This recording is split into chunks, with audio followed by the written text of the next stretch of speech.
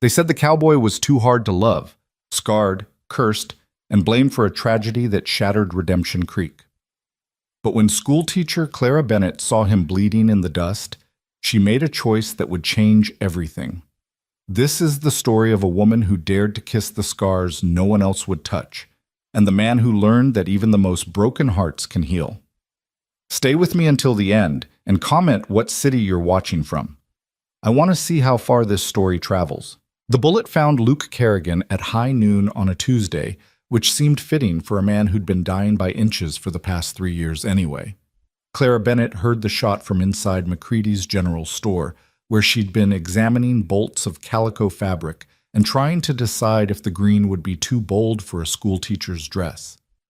The crack of gunfire split the autumn air like lightning, and she dropped the fabric without thinking, her hands already reaching for the medical bag she'd carried since Gettysburg, a habit she couldn't break, even though the war had been over for more than a decade. She pushed through the store's door and onto the wooden sidewalk, her heart already hammering with the old familiar rhythm of crisis. Other townsfolk were emerging too, but they moved slowly, cautiously, as if violence was something to be observed rather than interrupted. Clara didn't have that luxury. Her father had been a battlefield surgeon, and she'd spent 2 years of her youth carrying water and bandages through fields of screaming men. Death didn't frighten her. Indifference did. The cowboy lay in the middle of Main Street, his horse dancing nervously a few feet away, reins dragging in the dust. Even from 20 yards, Clara could see the blood spreading across his left shoulder, dark and thick against the faded blue of his shirt. He was trying to rise, one hand pressed to the wound, his face twisted with pain and something else. Fury, maybe, or resignation. "Stay back, miss," someone called from behind her. "That's Luke Kerrigan." The name meant nothing to her. She'd only arrived in Redemption Creek 3 days ago, stepping off the stage with a trunk of books and a teaching certificate from the Colorado Territorial Education Board. The town needed a school teacher. Clara needed a fresh start. It had seemed like Providence. She gathered her skirts and stepped into the street. "Miss Bennett?" This time it was Mrs. Halloran, the minister's wife, her voice sharp with warning. "You don't understand. That man is—" But Clara was already moving, her button-up boots kicking up small clouds of dust as she crossed the distance between propriety and action. She could feel eyes on her back, could sense the collective intake of breath from the good people of Redemption Creek, but she'd stopped caring about scandal somewhere between Antietam and Chancellorsville. The cowboy heard her coming. His head jerked up, and Clara got her first clear look at him. The left side of his face was a landscape of old violence. Scar tissue that pulled his eyes slightly downward, twisted the corner of his mouth, ran down his neck, and disappeared beneath his collar. The scarring was old, long-healed, but angry-looking, the kind of wounds that spoke of fire or explosion.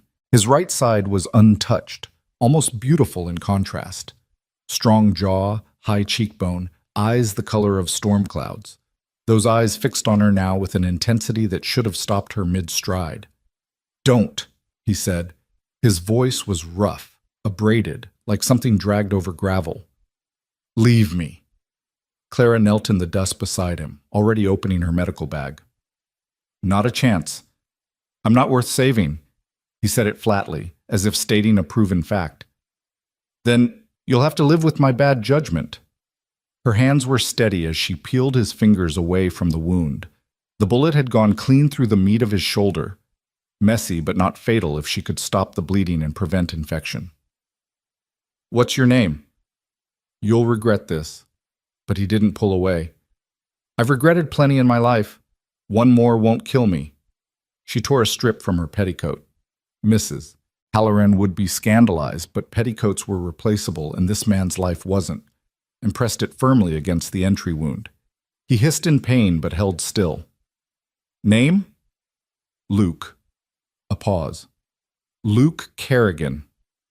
"Well, Luke Kerrigan, I'm Clara Bennett, and I'm going to need you to put pressure here while I check the exit wound." She guided his right hand to replace hers, then shifted to examine his back. The bullet had punched through cleanly, which was lucky. She'd seen too many men die from lead fragments left inside. "You're the new schoolteacher." It wasn't a question. "Guilty." "You won't be. Not after this." His words were coming slower now, shock setting in. They'll run you out. Don't let them see you touching me. Clara ignored him, working quickly to create a pressure bandage with the remains of her petticoat and a clean cloth from her bag. The bleeding was slowing already. He'd lost blood, but not enough to be critical. Who shot you? Does it matter? It might. One of Blackstone's men. His jaw clenched. Henry Blackstone owns half this territory. The other half he's working on stealing. She tied off the bandage, perhaps tighter than strictly necessary. And which half do you own? Something that might have been a laugh escaped him. None of it, not anymore. Just some worthless ranch land and a name everyone wishes they could forget. Around them, Clara became aware that the street was filling with people, not helping, just watching. She felt their judgment like pressure against her skin, heavy and expectant. A man in a sheriff's badge stood on the boardwalk outside the saloon, arms crossed, making no move to investigate the shooting. Another man, well-dressed, with silver at his temples and a walking stick that looked more decorative than functional, watched from the hotel porch with an expression of cool satisfaction. "Can you ride?" Clara asked quietly. "I can do whatever I need to do." "Then let's get you on that horse before someone decides to finish what they started." She stood, offering him her hand. Luke stared at it for a long moment, as if she'd offered him something precious and incomprehensible. Then slowly he reached up and let her help him to his feet. He swayed once, steadied, and Clara found herself pressed against his right side, supporting more of his weight than she'd expected. He was tall, broad-shouldered despite the lean hardness of someone who worked for every meal. This close, she could smell leather and sage and something metallic, blood and gunpowder. "You're a fool," he said, but there was no heat in it. "So I've been told." His horse had wandered closer, sensing its master's need. Clara helped Luke get his good hand on the saddle horn, then watched as he pulled himself up with a grimace of pain that he tried and failed to hide. Once mounted, he looked down at her, and Clara saw something shift in his expression. Surprise, maybe, or the beginning of respect. "Where do you live?" she asked. 6 miles east, Canyon Creek Ranch." "I'm coming with you." "No." Definitive. Final. "That wound needs proper cleaning and stitching, and you're going to need your temperature monitored for the next 24 hours. Infection kills more men than bullets." She kept her voice matter-of-fact, professional. "You can argue with me, or you can start riding before you pass out and fall off that horse." Luke opened his mouth, closed it, then shook his head slowly. "You really are a fool. Then we'll be fools together. Wait here." She turned back toward the general store, acutely aware of the silence that had fallen over Main Street. Every eye was on her, every ear straining to hear their conversation. Mrs. Halloran intercepted her before she reached the sidewalk. "Miss Bennett, Clara." The older woman's face was tight with concern. "You don't know what you're doing. That man has a bullet wound that needs tending." Clara kept her voice level, polite. "And I'm a nurse before I'm a school teacher. He's dangerous. He's bleeding. 3 years ago, there was a mine collapse. 15 men died. Luke Kerrigan was the shift foreman." Mrs. Halloran's words came out in a rush, urgent and pleading. "He was also in love with Catherine Blackstone, Henry Blackstone's daughter. They say he started the collapse when Henry forbade the match. They say he murdered those men out of spite." Clara absorbed this, filing it away for later consideration. And was he convicted? Well, no. There wasn't enough evidence, but everyone knows what they've been told. Clara moved past her, back into the general store. Mr. McCready stood behind the counter, wiping his hands on his apron nervously.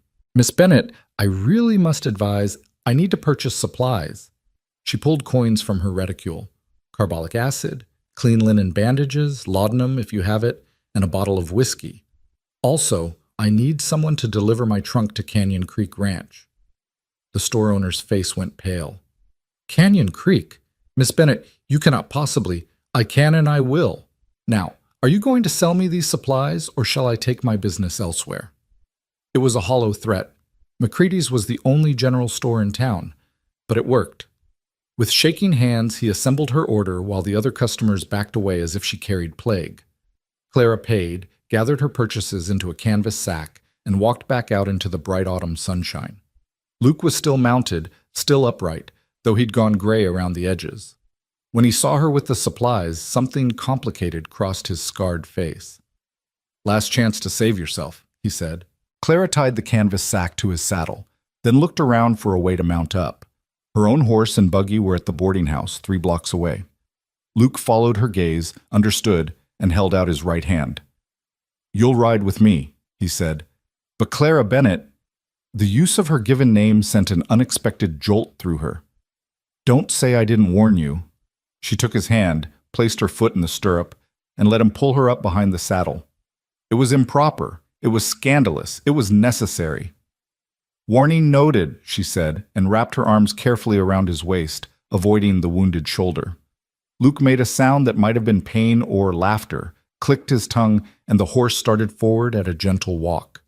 As they made their way down Main Street toward the edge of town, Clara felt every stare, every whisper, every judgment falling on her shoulders like stones.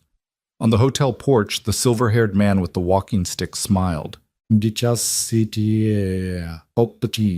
ride to Canyon Creek Ranch took nearly 2 hours at the careful pace Luke maintained. Clara held on, trying not to jostle his wounded shoulder, watching the landscape transform as they left the town behind. Redemption Creek sat in a high valley, surrounded by pine-covered mountains that blazed with autumn gold. The main street gave way to scattered homesteads, which gave way to open rangeland. The air smelled of sage and coming snow. Winter would arrive early this year, Clara thought. She could feel it in the sharp edge of the wind. Luke didn't speak, and Clara didn't force conversation. She could feel the tension in his body, the way he held himself rigid against the pain. Every few minutes, she checked the bandage at his shoulder.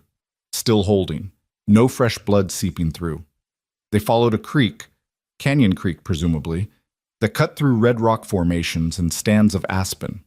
The water ran clear and fast, speaking of mountain springs and pure snowmelt, good water, valuable water, especially this far west where drought could break a man faster than any bullet.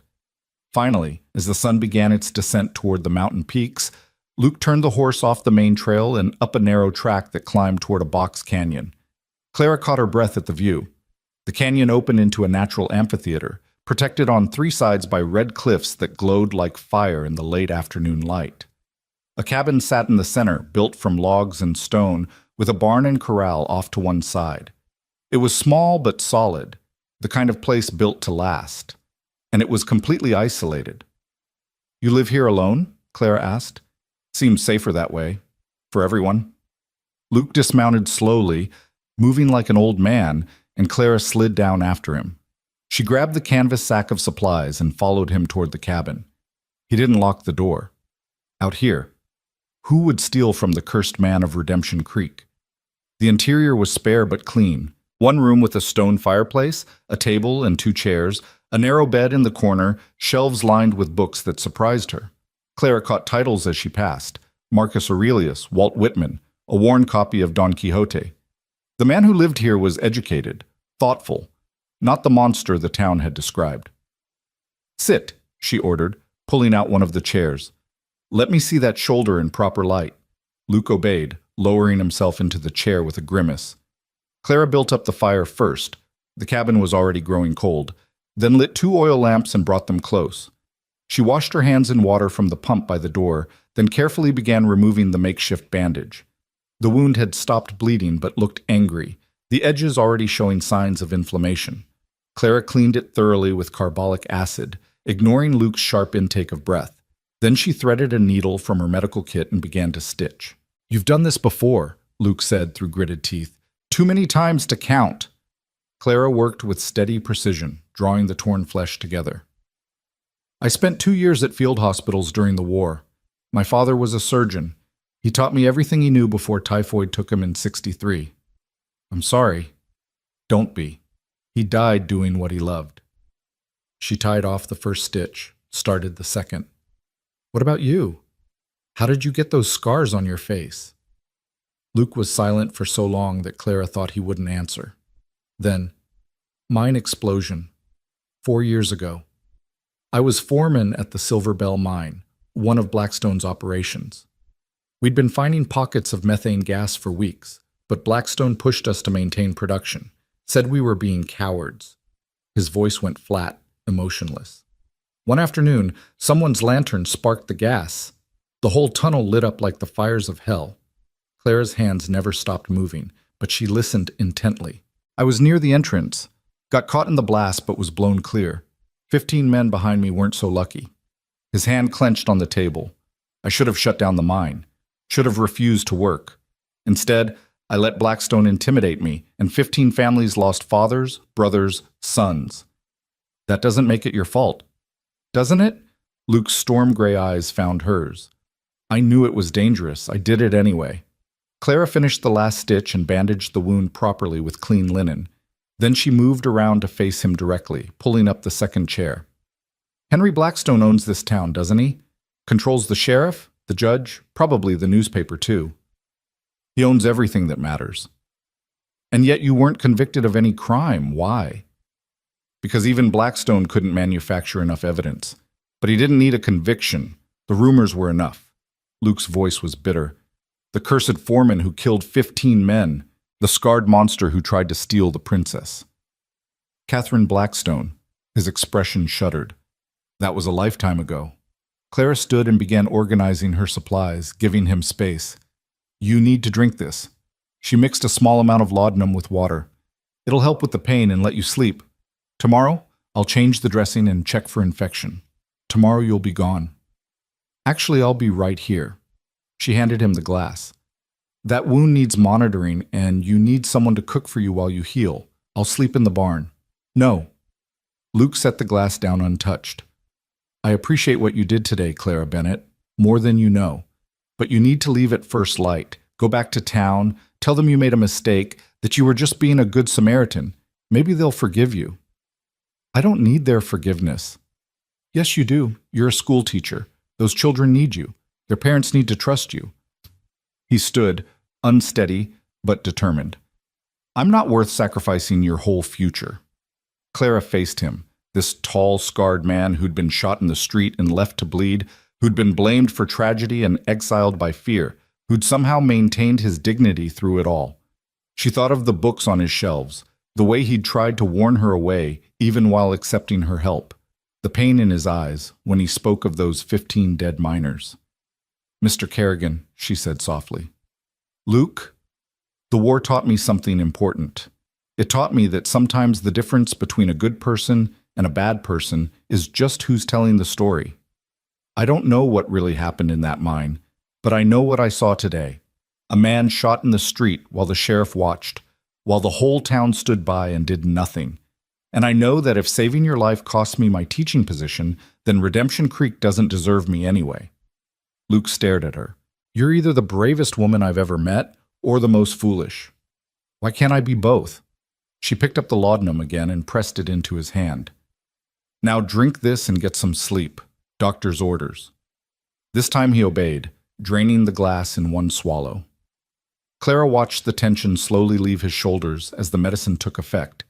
She guided him to the bed, helped him ease down onto it without reopening the wound. There's a bedroll in the chest, he said, words slurring slightly. You're not sleeping in the barn. We'll discuss it in the morning. Stubborn. Practical. She pulled a blanket over him. Rest now. Luke's eyes were already drifting closed, but just before sleep claimed him, he said something so quietly Clara almost missed it. Thank you. She watched him for a moment, this man the town called a monster, now vulnerable in drug-induced sleep. The scars on his face looked less angry in the firelight, more like a map of survival. She thought about what Mrs. Halloran had said, that he was dangerous, that everyone knew what he'd done. But Clara had learned not to trust everyone knows. Everyone knew the Union would win the war in 6 months. Everyone knew women couldn't do battlefield medicine. Everyone knew 1,000 things that turned out to be lies or half-truths or convenient stories. She found the bedroll in the chest, along with blankets that smelled of cedar and wood smoke. She spread them out near the fireplace, added more wood to keep the cabin warm through the night, and finally allowed herself to sit down. Only then did the full weight of what she'd done settle on her shoulders. She'd arrived in Redemption Creek 3 days ago with such hope, a new position, a new start, a chance to build something meaningful. Now she'd spent those 3 days meeting with parents, touring the one-room schoolhouse, preparing lesson plans for students she might never teach. Because there was no question in her mind. After today, after riding out of town with Luke Kerrigan, after spending the night at his ranch, her reputation was in tatters. Even if nothing improper happened, and nothing would, the appearance was damning. But what was the alternative? Leave him to die in the street? Let infection take him because helping him wasn't respectable? No. Clara had held too many dying men in field hospitals, had watched too much suffering that could have been prevented if someone, anyone, had just been willing to help. She'd promised herself after the war that she would never again let propriety stand between her and doing what was right, even if it cost her everything. She lay down on the bedroll, pulled the blankets up, and watched the fire dance against the log walls. Through the window, stars were emerging in the darkening sky, bright and cold and infinitely distant. Somewhere in town, people were probably talking about her, spinning stories, building the scaffold of her downfall. Let them talk. Tomorrow she would deal with the consequences. Tonight, she would sleep with a clear conscience, knowing that Luke Kerrigan was alive because she'd chosen courage over comfort. And if that made her a fool, then she'd wear the title proudly. Clara woke before dawn to the sound of someone moving quietly around the cabin. She sat up, disoriented for a moment, then remembered where she was and why.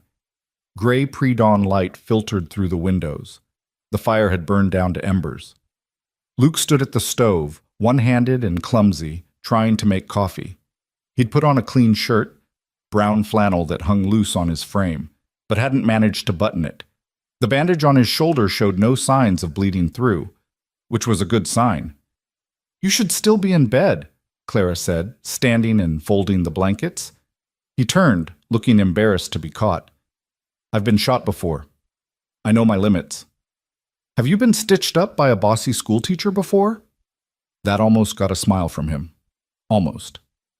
"Can't say that I have." "Then you don't know your limits with me involved." She took over at the stove, nudging him toward the table. "Sit. Let me check your wound and then I'll make breakfast." "Clara, that's Miss Bennet to you until I say otherwise," she said primly, though her eyes sparkled with humor. "Now, sit down before you tear those stitches." Luke obeyed, and Clara carefully unwrapped the bandage. The wound looked better than she'd dared hope. Edges knitting together cleanly, no signs of infection yet. She cleaned it again with carbolic acid, applied a salve she'd mixed from herbs in her kit, and rebandaged it with practiced efficiency.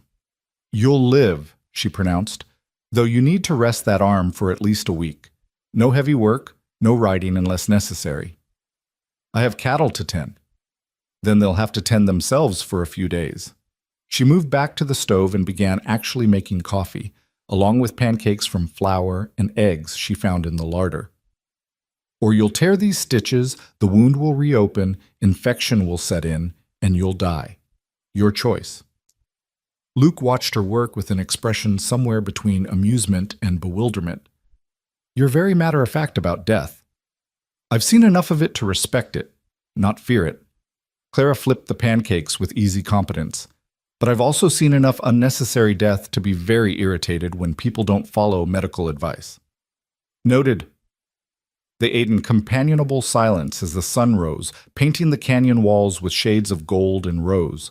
Clara had to admit the coffee was terrible, so she'd never been much of a cook despite her other skills, but Luke drank it without complaint. "You should head back to town this morning," he said finally. "I can manage from here." Clara had been expecting this. She set down her fork and met his gaze directly. "I need to tell you something about myself, Luke. Something that might help you understand why I'm so stubborn about this." He waited, gray eyes steady on hers. "During the war, I fell in love with a soldier. His name was Thomas Harper. He was a lieutenant, wounded at Stones River." The words came easier than she expected. "I nursed him back to health over 3 months. We planned to marry when the war ended. My father approved. Everyone thought we made a perfect couple." Clara paused, remembering.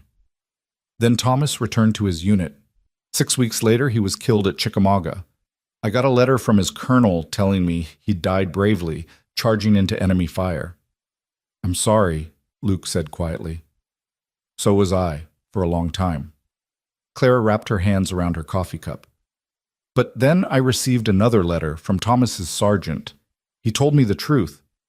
Thomas hadn't charged anything. He'd been shot by one of his own men, a private from Kentucky who'd been drinking and got into an argument about the war. It wasn't heroic. It was stupid and pointless and completely avoidable. She looked up at Luke. The army covered it up because they didn't want to damage morale. They turned a meaningless death into a noble sacrifice. And I realized that's what people do. They turn complicated truth into simple stories because simple stories are easier to live with. So you think the mine explosion was covered up? I think 15 men died, and someone had to be blamed, and you were convenient. Clara stood and began clearing the dishes. I think Henry Blackstone needed a scapegoat to avoid taking responsibility for unsafe working conditions.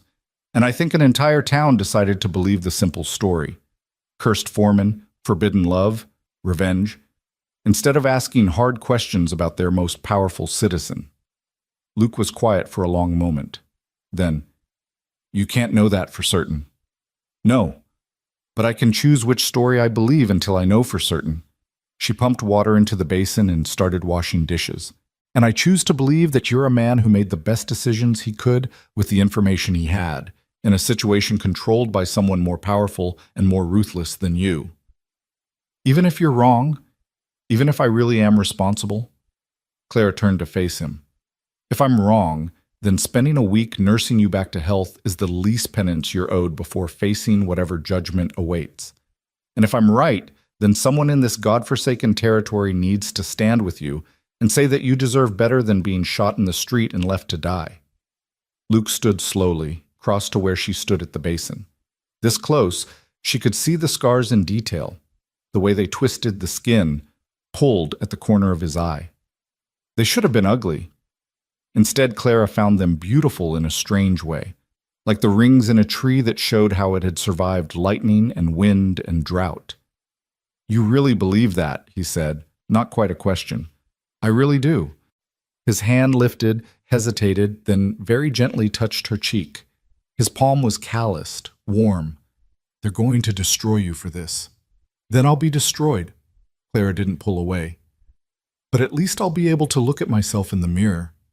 For a moment they stood there in the morning light, connected by truth and touch, and something neither of them was ready to name. Then Luke stepped back, letting his hand fall. "1 week," he said. "You can stay 1 week to make sure the wound heals clean. Then you go back to town and you fight for that teaching position, and you never mention my name again except to curse it. Understood?" "I'll stay as long as necessary," Clara countered. "And I won't curse any name I don't mean to curse." "Stubborn," he said again, but this time there was warmth in it. "Practical," she replied, smiling. Outside, a horse whinnied. Both of them froze. Luke moved to the window, looked out, and his expression went hard. "Company," he said, "and not the friendly kind." Clara joined him at the window. 3 riders were approaching up the canyon trail, men in dark suits, riding horses too fine for ranch work. Even from a distance, she could see the arrogance in their posture. "Blackstone's men?" she asked. "Probably." Luke reached for the rifle hanging above the fireplace, then winced as his wounded shoulder protested. "You need to hide. The barn, the root cellar, anywhere." "I'll do no such thing." Clara's voice was steel. "I'm not hiding from anyone." "Clara." "Miss Bennett," she corrected, smoothing her skirts. "And I'm about to give these gentlemen a lesson in manners." Before Luke could stop her, she walked to the door and opened it, stepping out onto the small porch with her chin high and her hands folded calmly in front of her. The morning sun lit her from behind, turning her simple brown dress into something almost regal. The 3 riders pulled up 10 feet from the cabin. The lead man was heavy-set, with a badge on his vest that proclaimed him a deputy. The other 2 were clearly hired guns, all swagger and cold eyes. "Miss Bennett," the deputy said, tipping his hat with exaggerated courtesy. "I'm Deputy Marshal Wayne. We're here on official business." "Official business that requires 3 armed men?" Clara kept her voice pleasant, conversational. "How exciting." Wayne's smile didn't reach his eyes. "Mr. Blackstone sent us to check on your welfare, ma'am. The town's concerned about you staying out here with, well..." His gaze flicked to Luke, who'd emerged to stand behind Clara, rifle cradled in his good arm. With certain dangerous individuals. How thoughtful of Mr. Blackstone to be concerned. Clara's tone could have frozen fire. Please assure him that I'm quite well and in no danger whatsoever. See, that's the thing, ma'am. Wayne leaned forward in his saddle. It doesn't look proper. A respectable schoolteacher spending the night alone with a man of Luke Kerrigan's reputation. Folks might get the wrong idea. The only wrong idea, Clara said clearly, is that my medical care of a wounded man is anyone's business but my own and his. Mr. Blackstone's also concerned about that shooting yesterday. Wayne's hand rested casually near his pistol. Seems there might be a warrant coming down for disturbing the peace. We might need to bring Luke in for questioning. Luke started to speak, but Clara cut him off. Deputy Marshal Wayne, is it? Tell me, where exactly did you earn that badge? Because I'm familiar with territorial law, and I know that deputy marshals are appointed by the U.S. Marshal's Office in Denver, not by local land barons. Wayne's face flushed. I'm a duly appointed. You're a hired thug with a piece of tin, Clara interrupted. And this warrant you mentioned? I'd love to see it, because if you're planning to arrest a man for being shot while riding peacefully on a public road, I'll make sure every newspaper in the territory knows about it. My father was friends with the editor of the Rocky Mountain News. I'm sure he'd find this fascinating. It was a bluff. Her father had been dead for more than a decade, and she had no such connections. But her voice rang with absolute conviction, with the authority of someone who'd stared down death in battlefield hospitals and wasn't about to be intimidated by 3 men on horses. Wayne's hand twitched toward his gun. Behind Clara, she heard Luke shift, raising the rifle slightly. The 2 hired guns tensed, reading the situation. For a moment, violence hung in the air like smoke. Then Wayne forced a laugh and leaned back. No need for threats, Miss Bennett. We're just doing our job, checking on a concerned citizen. Consider me checked on. Now, unless you have legitimate business, we'll be going.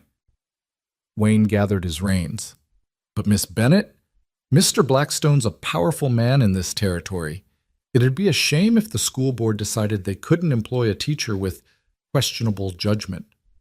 It would indeed be a shame, Clara agreed. Almost as shameful as a powerful man sending armed thugs to threaten a wounded man and the woman caring for him. I wonder what the territorial governor would make of that. Wayne's eyes narrowed. Then he spurred his horse around, the other 2 following. They rode down the canyon trail without looking back, dust rising in their wake. Clara stood on the porch until they were out of sight. Only then did she allow herself to tremble. Luke touched her shoulder gently. That was either the bravest or the most foolish thing I've ever seen. Both, Clara said, surprised to find herself laughing. Definitely both. But as they went back inside the cabin, she couldn't shake the feeling that she'd just declared war on Henry Blackstone. And in Redemption Creek, that was a war no one had ever won. The next 3 days fell into a rhythm that felt both strange and natural. Clara tended Luke's wound each morning and evening, watching with professional satisfaction as it healed cleanly. Between treatments, she cooked meals that were barely edible. Her skills with a rifle far exceeded her skills with a skillet, and Luke tolerated her burnt biscuits and oversalted stew with a grace that bordered on heroic. They talked, not about the mine explosion or Catherine Blackstone or the shooting. Instead, they talked about books.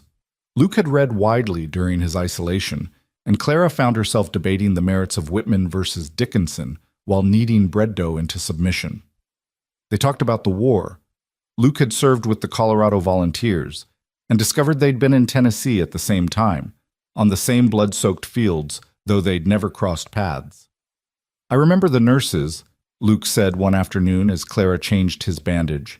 You were the only thing standing between us and hell.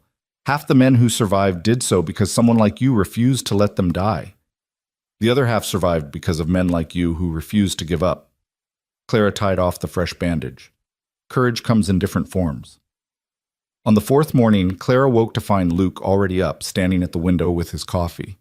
The tension in his shoulders told her something was wrong before he spoke. "Riders coming," he said. 8, maybe 10, moving fast. Clara joined him at the window, her heart sinking. The group coming up the canyon trail wasn't subtle. They rode in formation, purposeful and aggressive. Even from a distance, she could see rifles. "That's more than a warning party," Luke said quietly.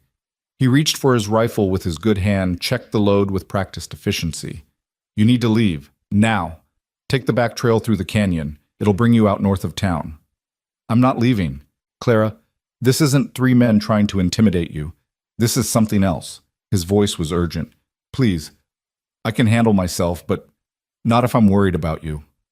Before Clara could argue, the sound of hoofbeats grew loud enough to hear clearly. She looked out again, and her breath caught. Leading the group was the silver-haired man she'd seen on the hotel porch, Henry Blackstone himself, she was certain.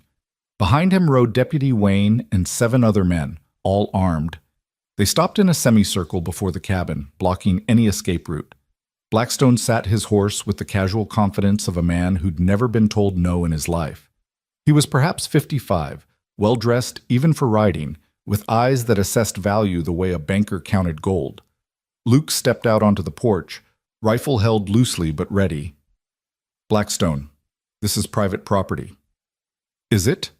Blackstone's voice was cultured, Eastern educated. "I seem to recall this land has water rights attached. Water rights that flow from my property upstream. One might argue that makes it my concern. The territorial surveyor ruled on those rights 3 years ago.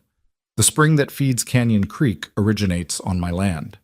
Luke's voice was level, but Clara could hear the anger beneath it. "You lost that fight."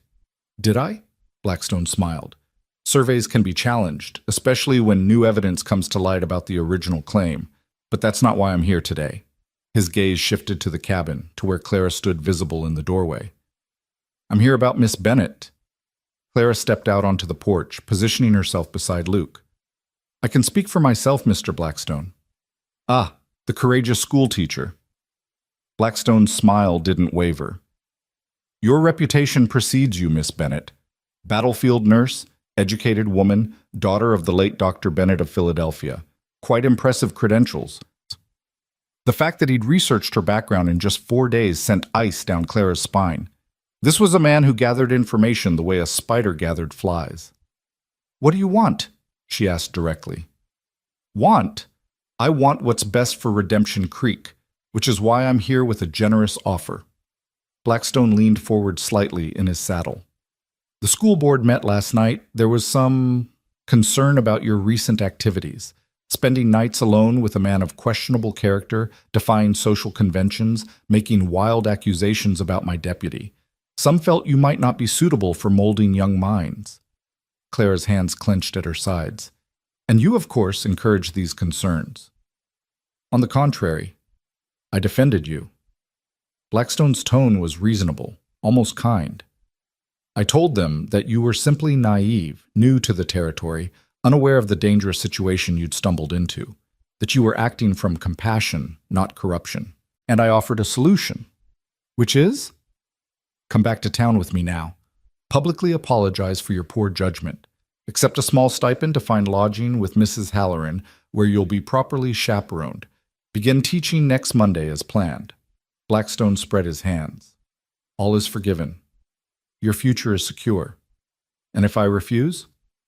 Then the school board will meet again tonight and vote to terminate your contract. You'll have no income, no home, no prospects in this territory." His voice hardened just slightly. "Denver and Colorado Springs have already been wired. Any school district that considers hiring you will receive a full report of your activities here. You'll never teach again." The threat hung in the morning air like poison. Clara felt Luke tense beside her, sensed him calculating odds and distances. She touched his arm gently, a warning not to do anything rash.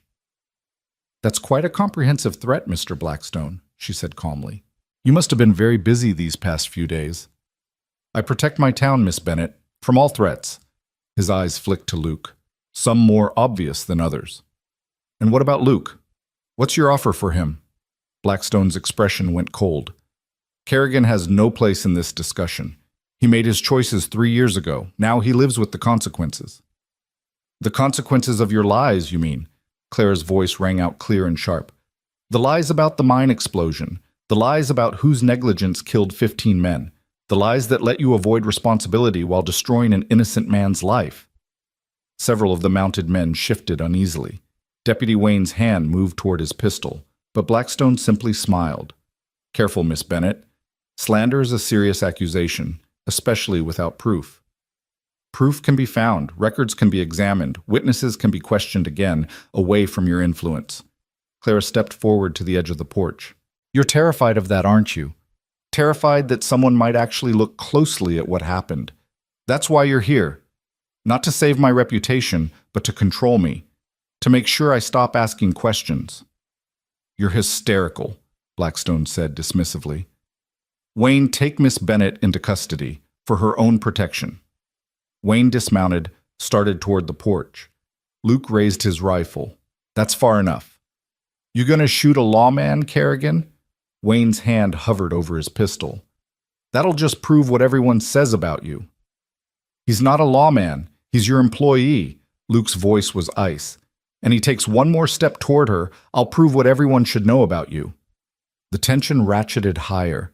8 rifles against 1 wounded man and an unarmed woman. The mathematics were brutal. Claire could see it in Luke's eyes. He knew he couldn't win this fight, but he was prepared to try anyway. Prepared to die rather than let them take her. Something fierce and bright bloomed in Claire's chest. No one had ever been willing to die for her. Thomas had loved her, but he died for the Union, for abstract glory. Luke barely knew her, and he was ready to face down 8 guns to keep her safe. She wouldn't let him do it. "Wait!" Clara raised her hand, stopping Wayne mid-step. She looked at Blackstone, her mind racing through possibilities. "You want me to come back to town? To teach your children?" "Our children," Blackstone corrected. "Redemption Creek's children." "Fine, I'll do it." Claire ignored Luke's sharp intake of breath. "But on my conditions." Blackstone raised an eyebrow. "You're hardly in a position to negotiate. Aren't I? You need me publicly rehabilitated because if you run me out of town, people will ask why. They'll wonder what I might have said or done to threaten you so badly. Right now, I'm just a naive school teacher who made a mistake. But if you destroy me, I become a martyr." Clara smiled without warmth. Martyrs have a way of making people ask uncomfortable questions. She could see the calculation in Blackstone's eyes, the weighing of risks. She pressed her advantage. "So, here are my terms. I'll return to town and teach, but I choose my own lodging. I won't be imprisoned in Mrs. Halloran's house like a wayward child.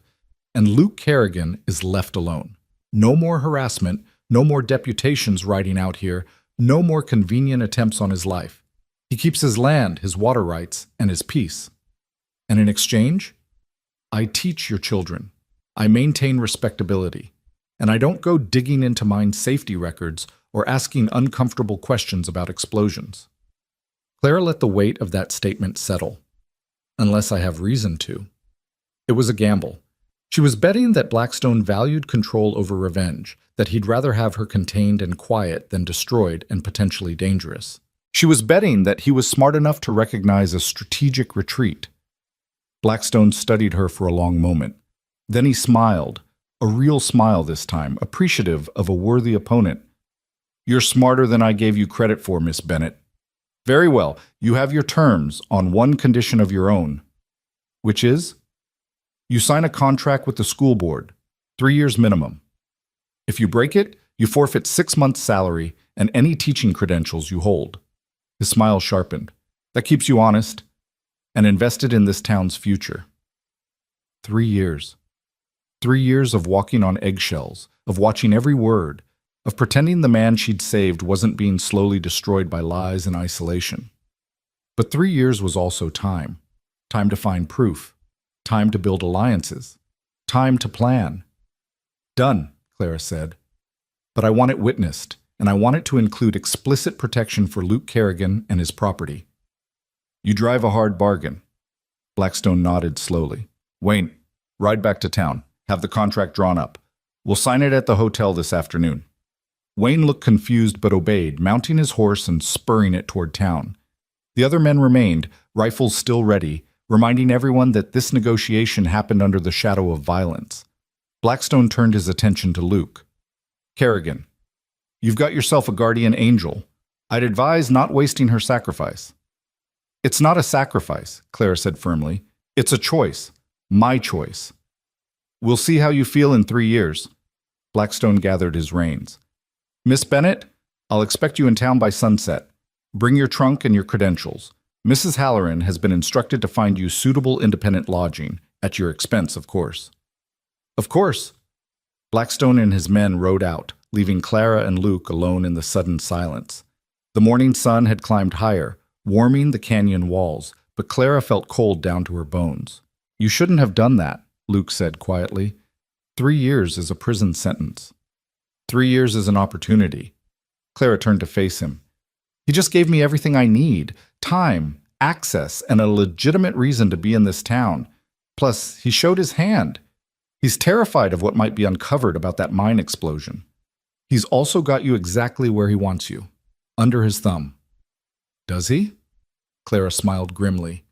I've spent 3 years nursing men who were supposed to die. I've outlasted siege and disease and the certainty that I'd never see home again. Henry Blackstone thinks he's won because he's forced me into a contract. But contracts work both ways. He's also bound by what he promised me. Luke shook his head slowly. You really don't know what you're up against. Then teach me. Clara reached out and took his hand. Not the wounded side, but his right hand, the one unmarred by scars. I have 3 years in this town. Use me. Tell me what you know about Blackstone, about the mine, about everything that happened. Help me understand what I'm fighting. I don't want you fighting my battles. It's not your battle anymore. It's mine. Clara squeezed his hand. The moment I stepped into that street and refused to let you bleed to death, I made it mine. Now, let me fight it properly. Luke looked down at their joined hands, at her fingers wrapped around his calloused palm. When he looked back up, something had shifted in his expression, resignation mixed with something that might have been hope. You'll need to be careful. Blackstone's reach extends everywhere. The sheriff, the judge, half the merchants in town. He controls credit, supplies, water rights. Cross him openly and you'll find yourself without fuel for winter, without food in the store, without legal recourse when something goes wrong. How did you survive 3 years? I raise cattle, I hunt. I built this cabin with my own hands and I don't owe anyone anything. Luke's jaw tightened, and I accepted that I'd die alone out here, unmourned and unforgiven. That was the price of truth. Truth shouldn't cost that much. But it does. In this territory, truth is expensive and lies are cheap. He pulled his hand gently from hers. You should pack. You'll need to leave soon if you're going to reach town by sunset. Clara wanted to argue, to find words that would break through the resignation in his voice, but she'd already pushed him far enough today. Instead, she nodded and went inside to gather her few belongings. Her trunk had been delivered days ago by a nervous ranch hand who'd left it on the porch and fled. Clara packed quickly, her extra dresses, her books, her medical supplies, everything she'd brought to start her new life in Redemption Creek, a life that had just gotten far more complicated than she'd ever imagined. Luke appeared in the doorway as she was closing the trunk. I've saddled the horse. I'll drive you in the buckboard. You're supposed to be resting that shoulder. 3-hour drive won't kill me. His tone left no room for argument. Besides, I want to see this contract before you sign it. Make sure Blackstone doesn't slip anything past you. The drive to town was quiet, both of them lost in thought. The buckboard rattled over the rough trail, and Clara found herself memorizing landmarks, the twisted pine that marked the halfway point, the red rock formation that looked like a cathedral, the place where Canyon Creek split around a small island thick with willows. She was memorizing the route because she knew, with absolute certainty, that she'd be making this journey again. Despite the contract, despite Blackstone's threats, despite every reasonable argument against it, Clara knew she wasn't done with Luke Kerrigan or Canyon Creek Ranch. As they crested the final rise and Redemption Creek came into view below them, Luke spoke for the first time in an hour. That first day when you came to help me, do you regret it? Clara considered the question seriously. She'd lost her teaching position before she'd even started. She'd been threatened, manipulated, and forced into a contract that bound her to a town controlled by a corrupt tyrant. She'd made an enemy of the most powerful man in the territory. No, she said finally. I don't regret it at all. Luke was silent for a moment. Then, neither do I. They rode into town as the afternoon sun cast long shadows across Main Street. People stopped to stare, The cursed foreman and the scandalous schoolteacher riding together in broad daylight. Clara kept her head high, her spine straight. Let them stare. Let them whisper. She'd survived worse than small-town gossip. The hotel was the finest building in Redemption Creek, 3 stories of painted wood with a wide veranda. Blackstone was waiting on that veranda, along with 3 men Clara didn't recognize, the school board presumably. Deputy Wayne stood to one side, looking smug. Luke helped Clara down from the buckboard, and she felt the weight of every watching eye.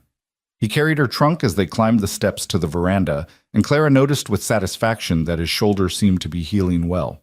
Her stitches were holding. "Miss Bennett," Blackstone gestured to a table where papers were laid out. "Gentlemen, may I introduce our new school teacher. Miss Bennett, this is Samuel Finch, chairman of the school board. Reverend Halloran and Dr. Mitchell." Clara nodded to each man. Finch was elderly, nervous. Halloran had the pinched look of a man constantly disappointed by humanity. Dr. Mitchell, surprisingly, had kind eyes that assessed her with professional interest. "I've reviewed the contract," Luke said before anyone else could speak. He set down Clara's trunk and picked up the papers. "With Miss Bennett's permission?" Clara nodded. Let them see that she had an advisor, that she wasn't alone in this negotiation. Luke read through the contract slowly, his finger tracing each line. Clara watched the men's faces, Finch fidgeting, Halloran disapproving, Mitchell curious. Blackstone simply looked amused, as if Luke's scrutiny was a formality he tolerated rather than a concern. "Section 12, Luke said finally. It says the teacher can be dismissed for moral turpitude or conduct unbecoming. That's vague enough to drive a wagon through. Needs to be specific." "Those are standard terms," Finch protested weakly. "Make them specific," Luke repeated, his voice hard. "What constitutes grounds for dismissal? Spell it out. Otherwise, this contract isn't worth the paper it's written on." Blackstone's smile thinned. "Very well. Criminal conviction, public intoxication, or abandonment of duties for more than 3 consecutive days without cause. Will that satisfy your legal expertise, Kerrigan?" "It's a start. Now, Clause 15, access to school records and decisions. Miss Bennett should have the right to review any decisions affecting her employment." They went back and forth for another 30 minutes, Luke finding every loophole and potential trap in the contract. Clara watched in fascination as this supposedly uneducated cowboy demonstrated a sharp legal mind. Blackstone's amusement gradually gave way to irritation, but he made the changes, each concession given with ill grace. Finally, Luke set down the papers. "One more thing. The section about Mr. Kerrigan's protection needs to be explicit. No harassment, no trespassing on his property, no interference with his livestock or water rights, and consequences if those terms are violated." "Such as?" Blackstone's voice was ice. "Such as Miss Bennett being released from this contract with full pay for the remainder of the term." Luke met Blackstone's gaze steadily. "If you break your word, she walks away clean." The veranda went very quiet. This wasn't just negotiation anymore, it was challenge. Luke was telling Blackstone that his word mattered, that promises had to be kept, that power didn't exempt him from honor. For a long moment, Clara thought Blackstone would refuse. His face flushed, his knuckles whitened on the head of his walking stick. Then, slowly, he nodded. "Agreed. Draw up the amendment, Finch." The chairman scrambled to add the language to the contract. When it was done, Clara read through everything one more time. It wasn't perfect. Contracts never were. But it was better than she dared hope. Luke had fought for her with the same fierce intensity he'd shown when facing down 8 rifles. She signed her name in careful script, Clara Bennett. The 3 school board members countersigned. Blackstone added his signature last, the flourish of a man who still believed he held all the cards. "Welcome to Redemption Creek, Miss Bennett," he said, handing her a copy of the contract. "I'm sure you'll have a long and productive tenure here." "I'm sure I will." Clara folded the contract carefully. "Gentlemen, if you'll excuse me, I need to find my lodging and prepare for Monday." "Mrs. Halloran has arranged a room at the boarding house," Reverend Halloran said. 2 blocks south. Blue shutters. She's expecting you." Clara picked up her medical bag, but Luke had already lifted her trunk. "I'll help you get settled," he said. "That won't be necessary," Blackstone interjected smoothly.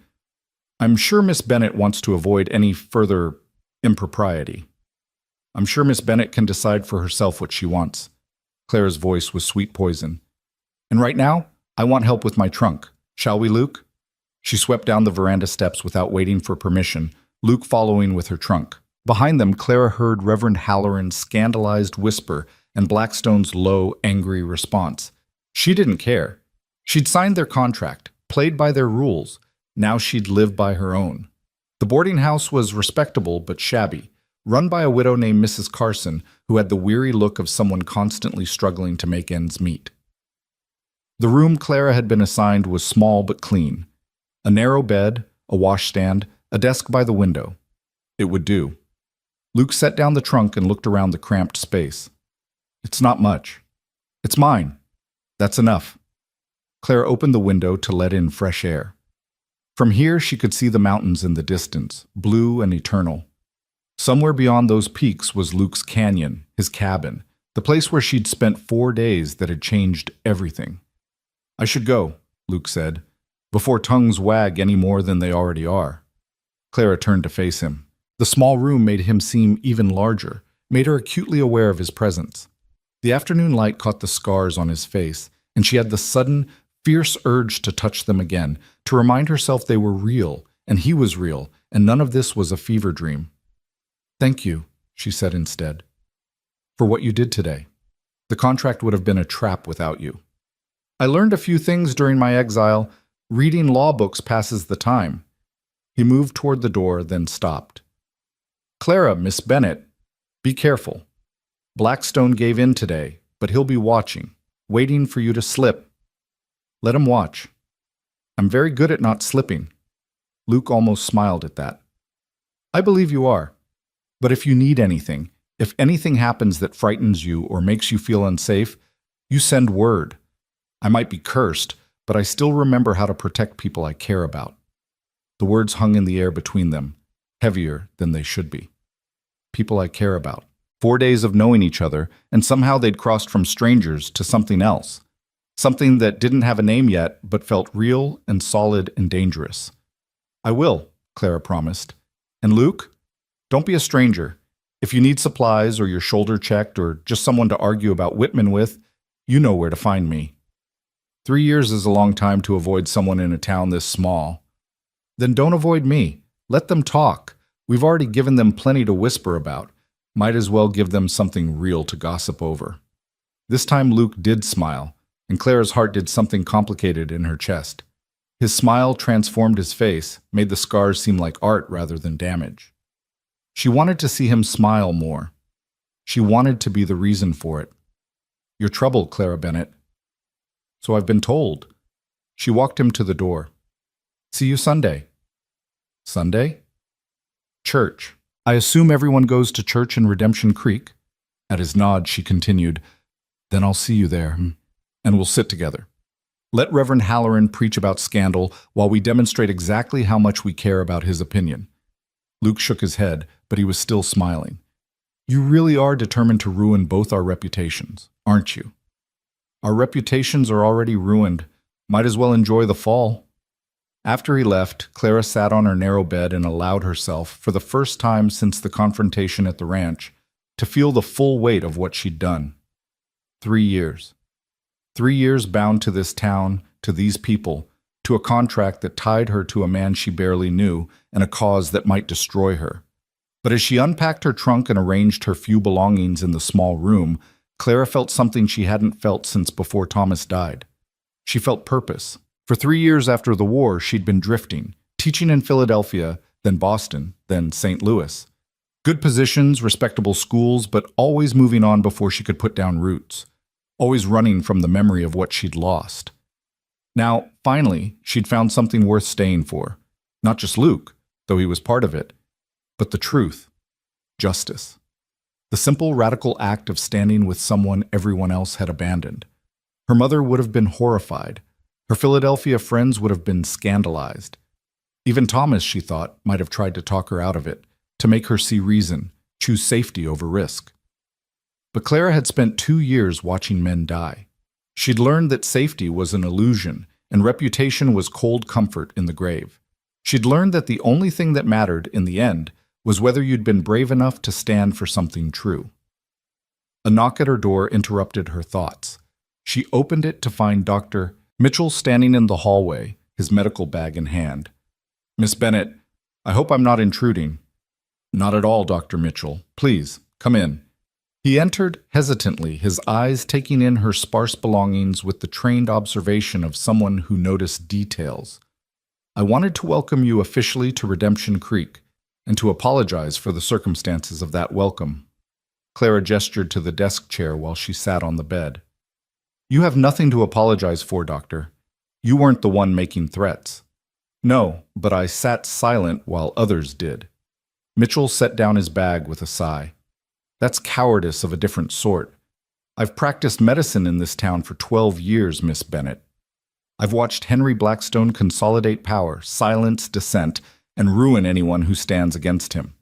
And I've done nothing because I told myself that keeping the peace was more important than fighting for truth." "Oh, why are you telling me this?" "Because you did in 4 days what I haven't managed in 12 years. You stood up to him, publicly, without regard for the consequences."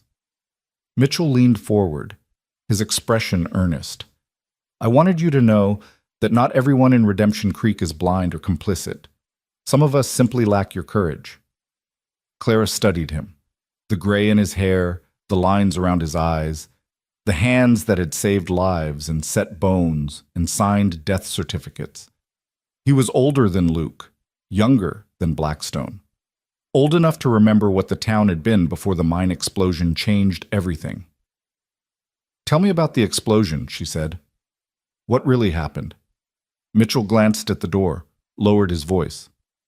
"What happened is that Henry Blackstone cut safety measures to increase profits. The miners complained about methane gas for weeks. Luke Kerrigan documented every complaint, sent reports to the territorial mine inspector. But Blackstone owned the inspector's brother-in-law, so the reports disappeared. Luke said he should have shut down the mine. He tried. Blackstone threatened to have him arrested for destruction of property and loss of wages. Luke was young, 27, 28, and he had no power against a man like Blackstone." Mitchell's voice was bitter. "So he kept the mine running, kept hoping someone with authority would intervene. Then the gas ignited." Clara felt cold. "And Blackstone blamed Luke." "Blamed him, then paid off the territorial investigation. By the time anyone thought to look at the original safety reports, they'd been destroyed." Mitchell met her eyes. 15 men died because Henry Blackstone valued profit over human life. Luke Kerrigan has spent 3 years being called a murderer for the crime of being powerless to stop it. Why hasn't anyone spoken up? Surely some people know the truth. Some do.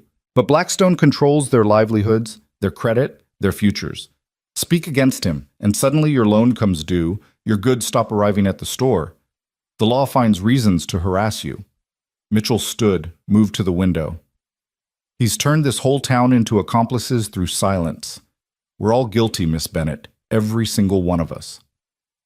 Clara thought about this for a moment. "Is that why you're here?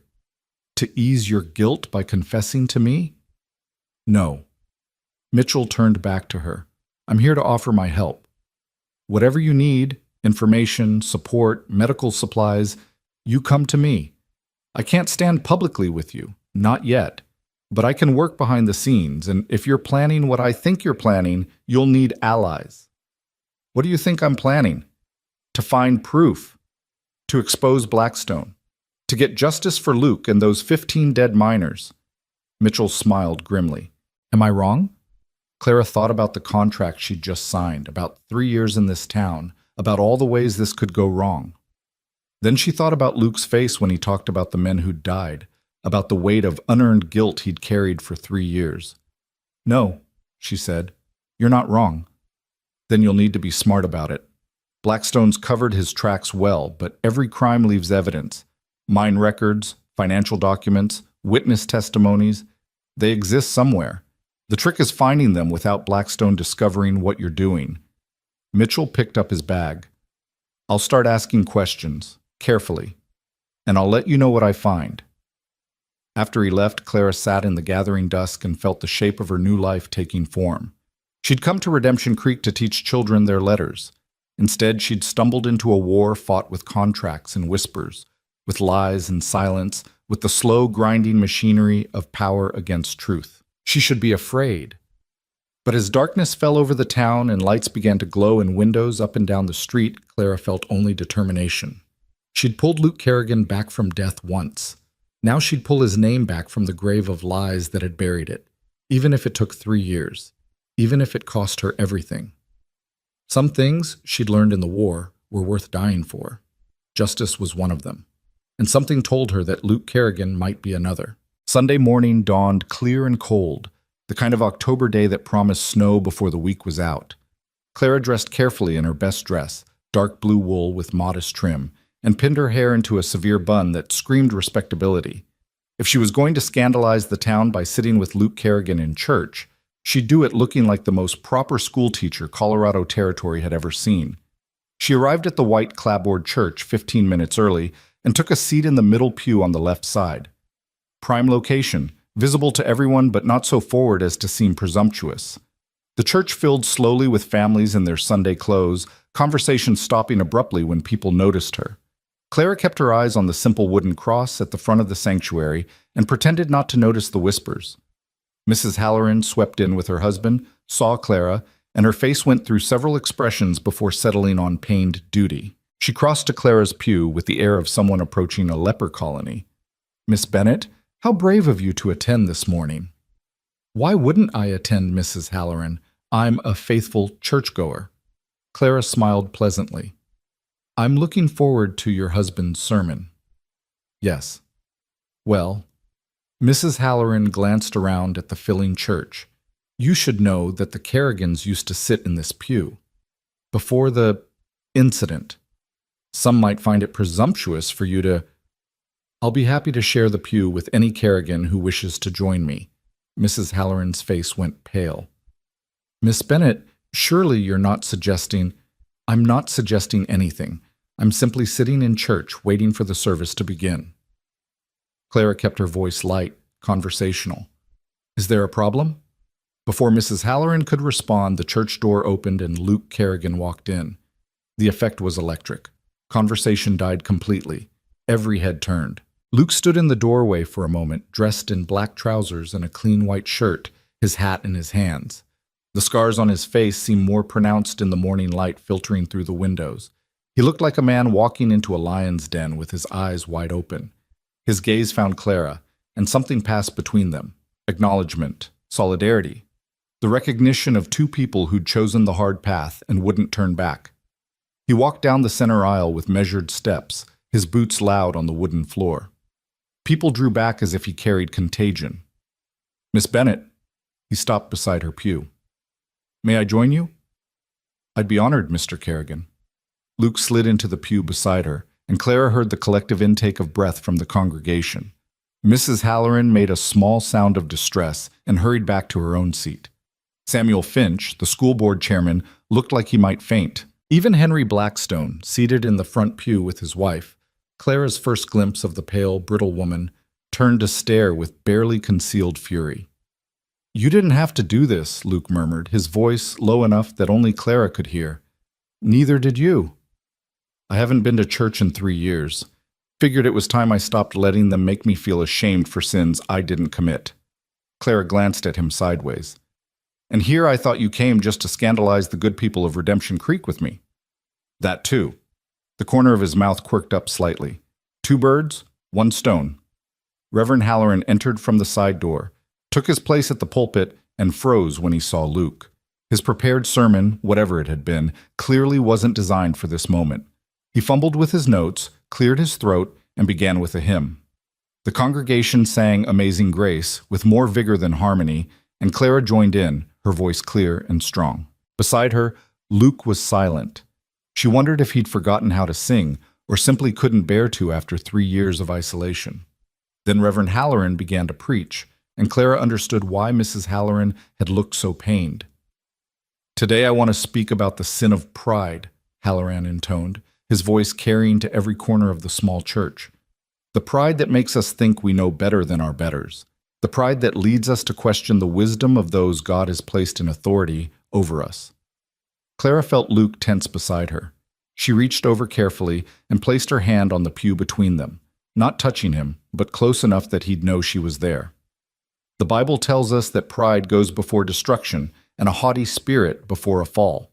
We see this in the story of Lucifer, the angel who thought himself equal to God and was cast down for his arrogance.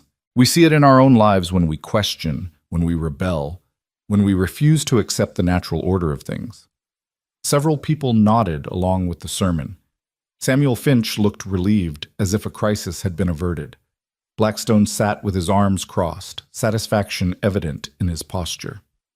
And we see it, Halloran continued, warming to his theme, in those who would sow discord in our community, who would question the judgments of good men, who would associate with those rightly shunned by decent society.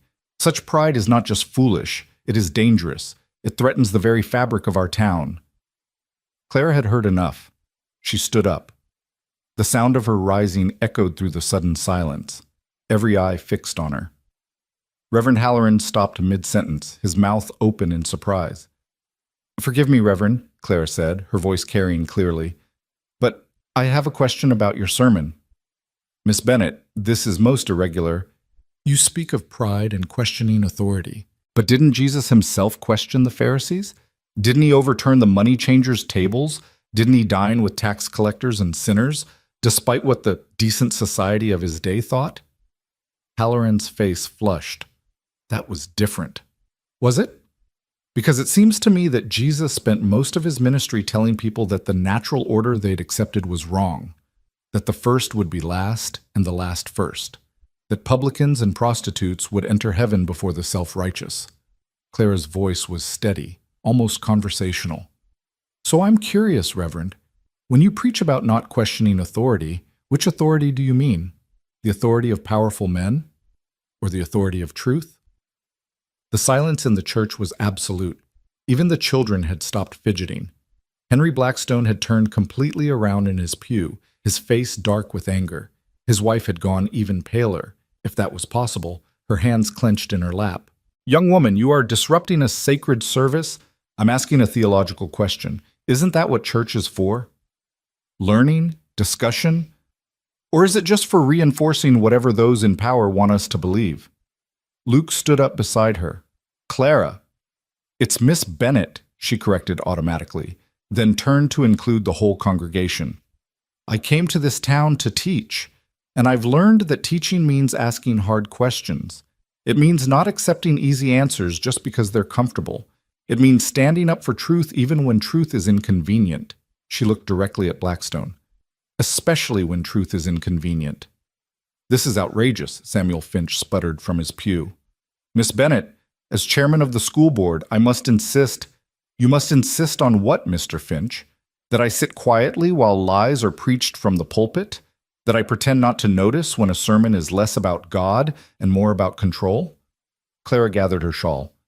"I signed a contract to teach your children. I didn't sign away my conscience or my voice in my life.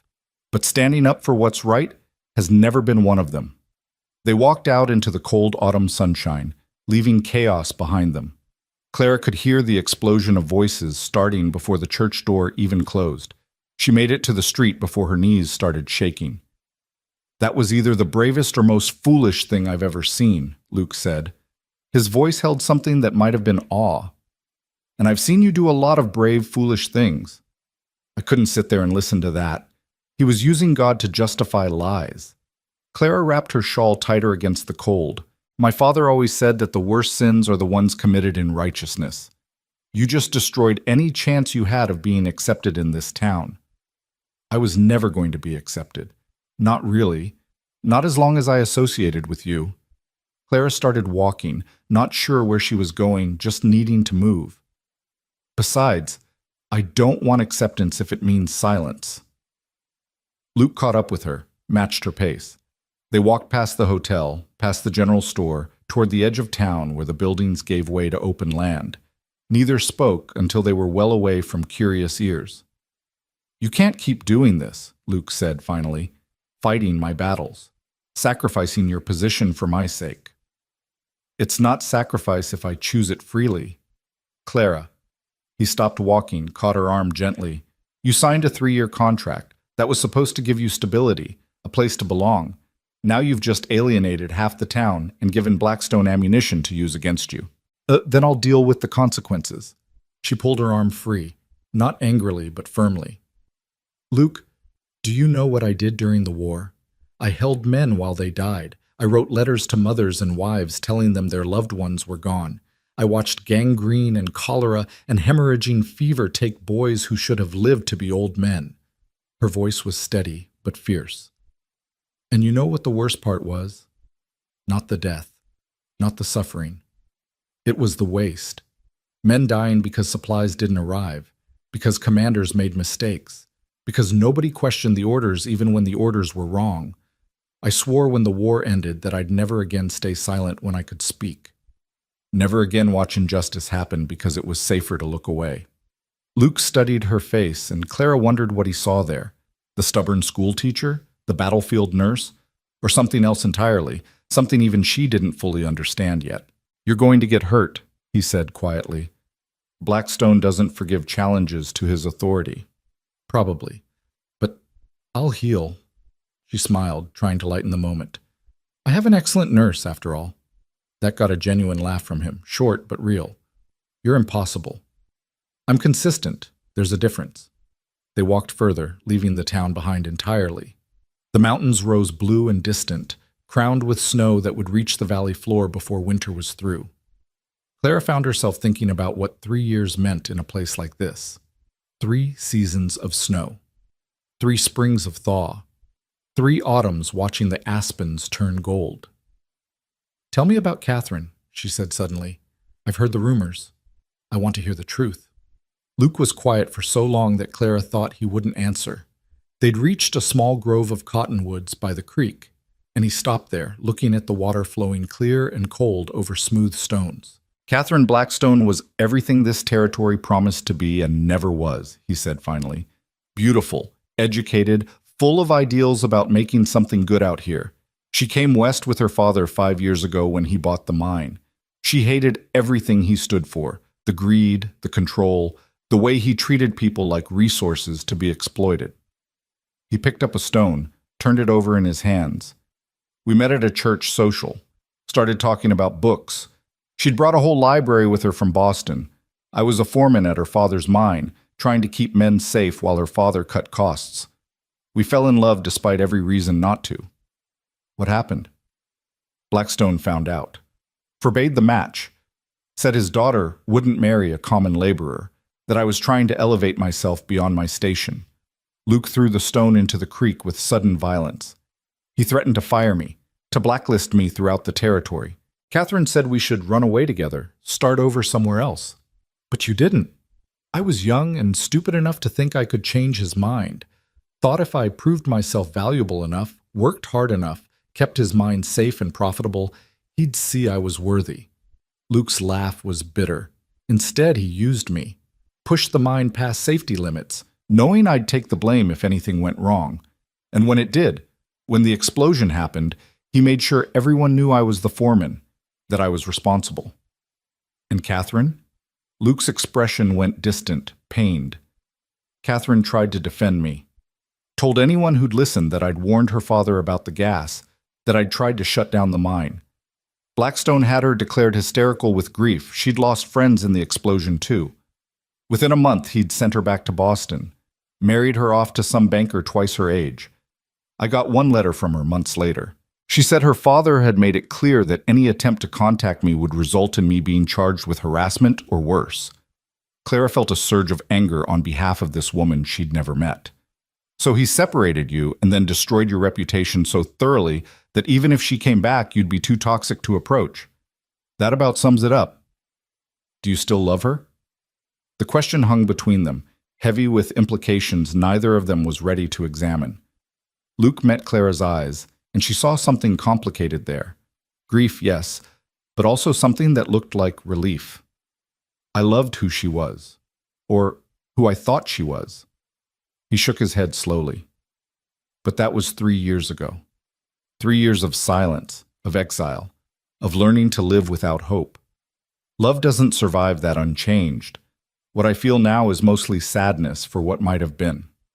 Clara nodded, understanding more than he'd said. She'd felt the same way about Thomas, the ghost of love that faded over time until what remained was memory rather than ache. "Come on," she said, starting back toward town. "We've scandalized them enough for one day, and I need to prepare for tomorrow." "Tomorrow?" "School starts. I have 23 students, ranging from 6 to 14. I'm terrified." She smiled at him.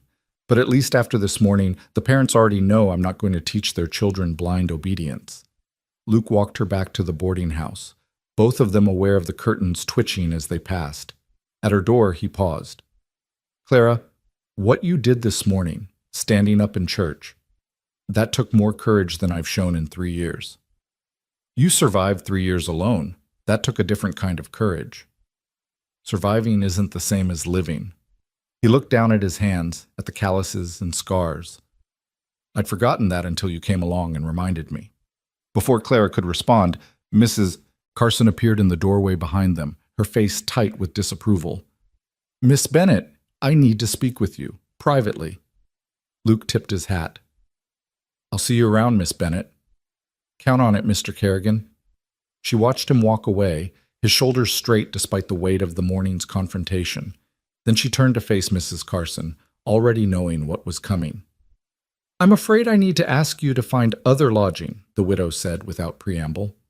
"Several of my other boarders have expressed concerns about your associations. I can't afford to lose their business." Clara had expected this, but it still stung. "How long do I have? End of the week? I'm sorry, Miss Bennett, truly, but I have to think of my livelihood." "I understand."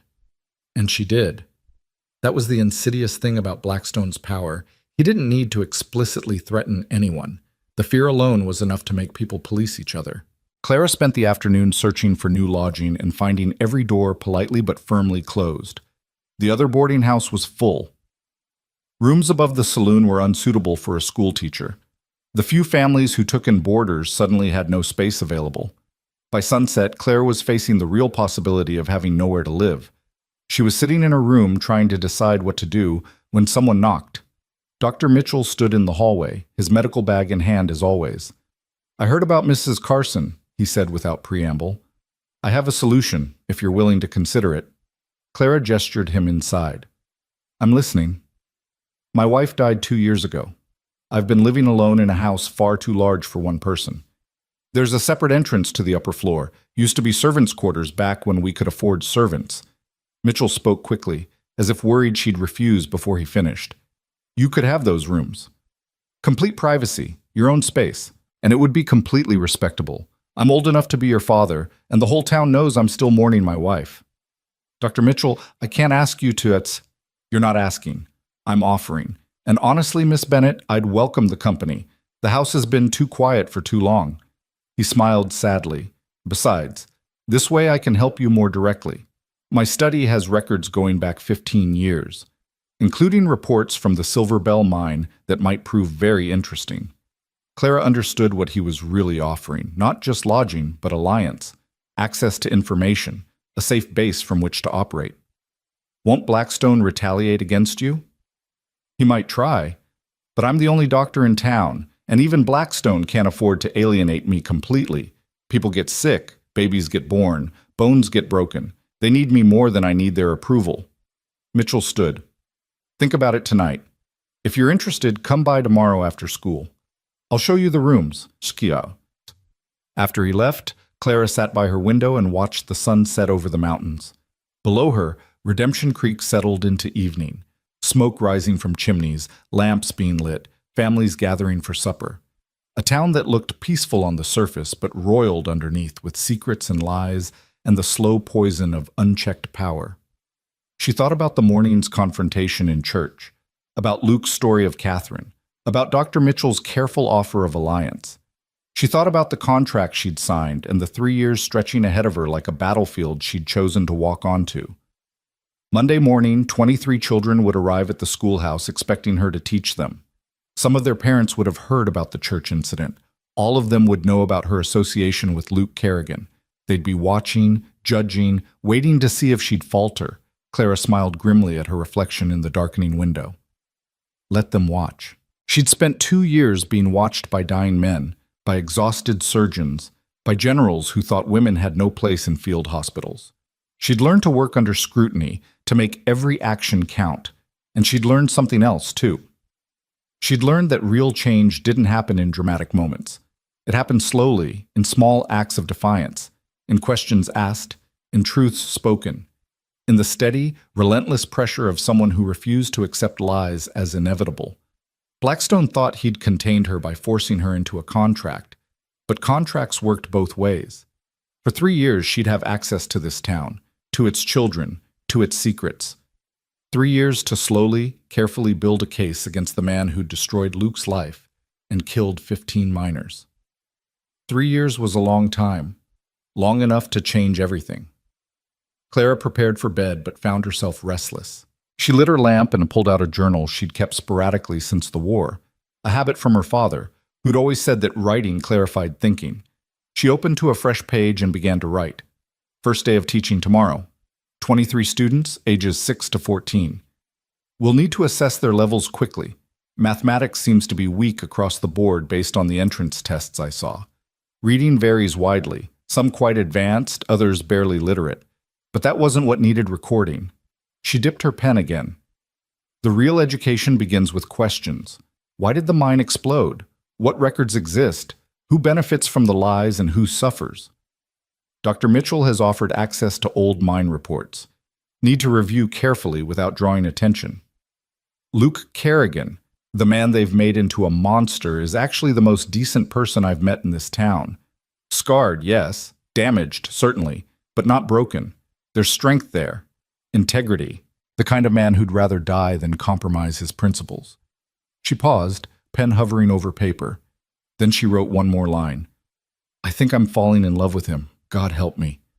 Clara closed the journal quickly, as if the words might escape if she let them breathe.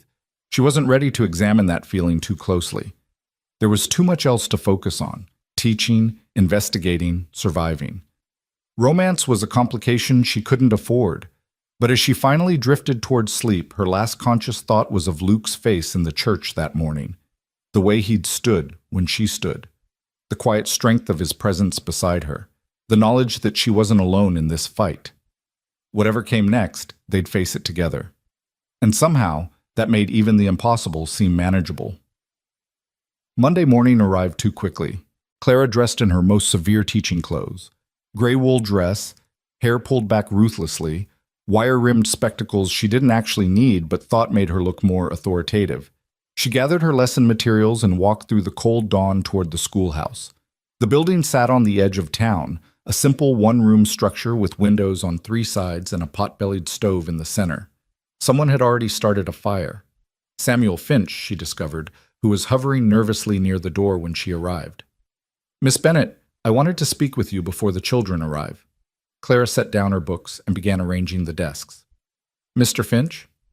About yesterday, in church. He cleared his throat uncomfortably. That was most irregular. Yes, it was. Clara didn't slow her preparations. Is there a point to this conversation? The school board met last night. There was discussion about whether your contract should be reviewed. Clara stopped, turned to face him. On what grounds?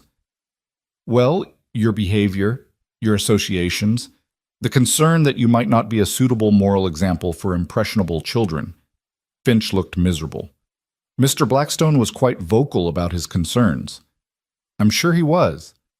And what did the board decide? We decided to observe, for now. But Miss Bennett, you must understand that you're on probation. Any further incidents, any more scandals, and we'll have no choice but to terminate your contract. Clara wanted to point out the irony of being on probation for standing up for truth in a church. She wanted to ask if Finch had any moral courage at all, or if he'd sold it all to Blackstone years ago. But she needed this position, needed the access it gave her, the legitimacy. I understand, Mr. Finch. Thank you for the warning. He left, still looking uncomfortable, and Clara finished her preparations. At 8 o'clock precisely, children began to arrive. They came in small groups, shepherded by older siblings or arriving alone if they lived close enough. 23 faces ranging from a tiny 6-year-old girl with pigtails to a lanky 14-year-old boy who looked like he'd rather be anywhere else. Clara greeted each one by name. She'd memorized the roster and assigned them seats. She could feel them assessing her, whispering when they thought she couldn't hear. The new teacher. The one who'd caused the scandal. The one who sat with the cursed foreman. When everyone was settled, Clara stood at the front of the room and looked at her students.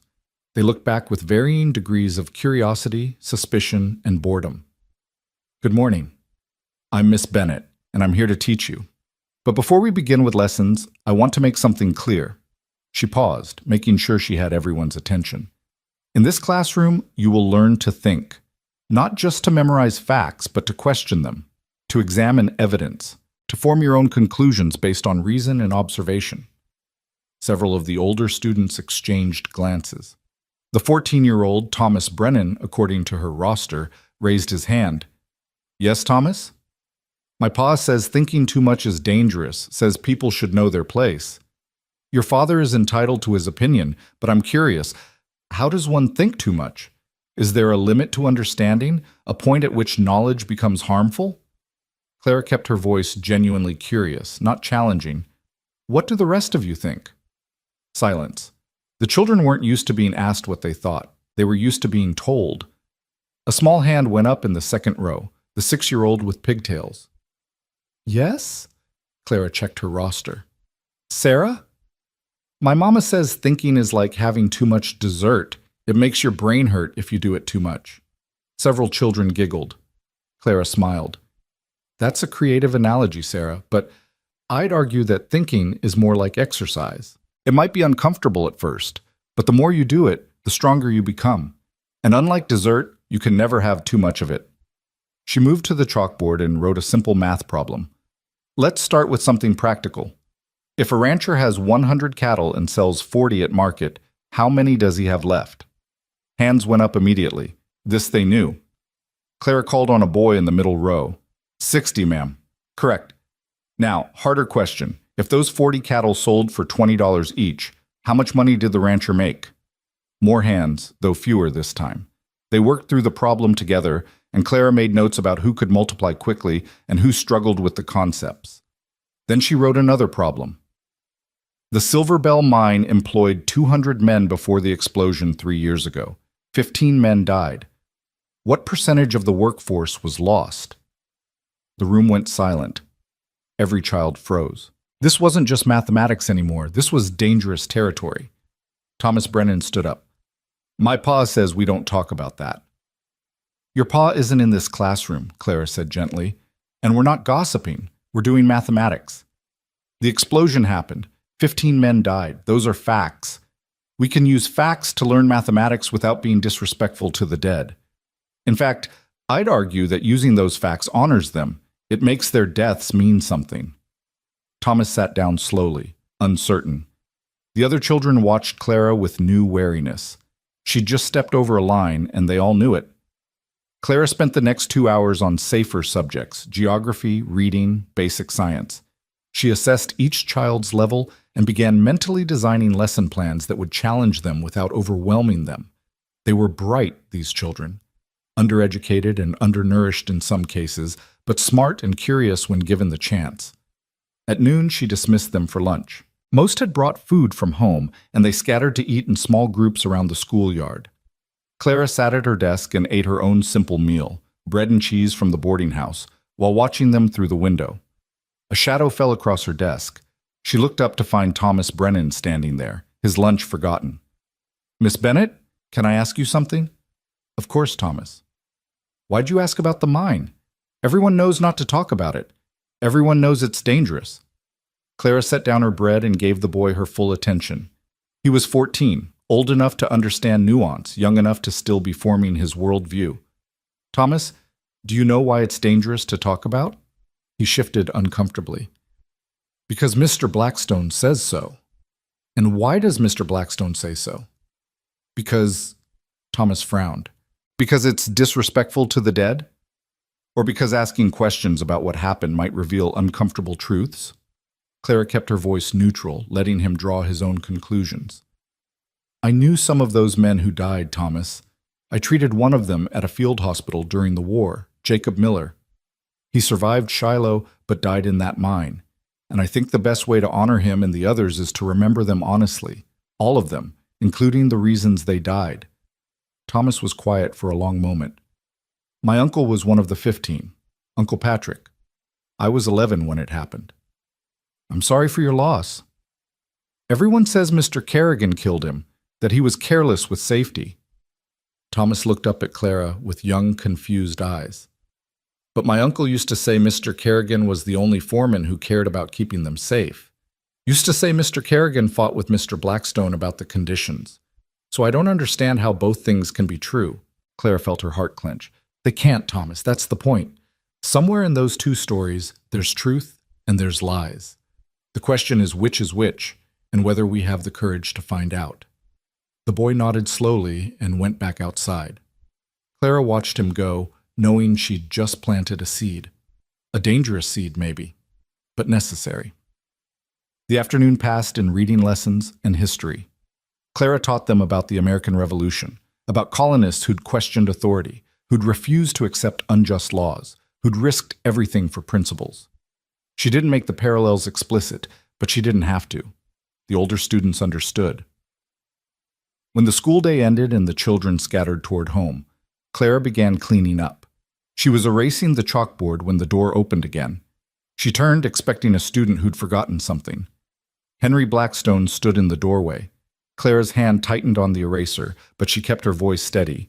Mr. Blackstone, school hours are over. I know, I came to speak with you privately. He stepped inside, closing the door behind him. About your teaching methods. What about them? Using the mine explosion as a mathematics problem? Really, Miss Bennett, that's in extraordinarily poor taste. Blackstone moved deeper into the room, his walking stick tapping against the wooden floor. Those children have families who were affected by that tragedy. You're opening old wounds. I'm teaching mathematics using relevant historical examples. Clara set down the eraser and faced him directly. The explosion happened, pretending it didn't serve no one. And asking what percentage of the workforce died? That's mathematics? Yes. It's also history, science, critical thinking. Clara crossed her arms. Which of those subjects do you object to? Blackstone's smile was cold. I don't object to education, Miss Bennett. I object to propaganda. You're using your position to push a narrative, the narrative that somehow I'm responsible for that tragedy, that Luke Kerrigan is innocent. I haven't mentioned Luke Kerrigan once in my classroom. You don't have to. Your association with him speaks louder than any words. Blackstone moved closer, and Clara fought the urge to step back. You're a smart woman. Too smart to throw away your career on a man who isn't worth it, on a cause you can't win. And if I disagree about what he's worth, then you're a fool. His voice hardened. I gave you a chance, Miss Bennett, a generous contract, protection. All I asked in return was that you be a proper school teacher, not a crusader.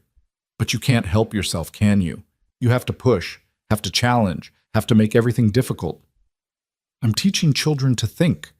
If you find that threatening, perhaps you should ask yourself why. Blackstone's hand tightened on his walking stick. For a moment, Clara saw real fury in his face. Not the calculated anger of a man making a point, but genuine rage. Then he controlled it, smoothed it away behind his cultivated exterior. You signed a contract, 3 years, and I will hold you to every word of it.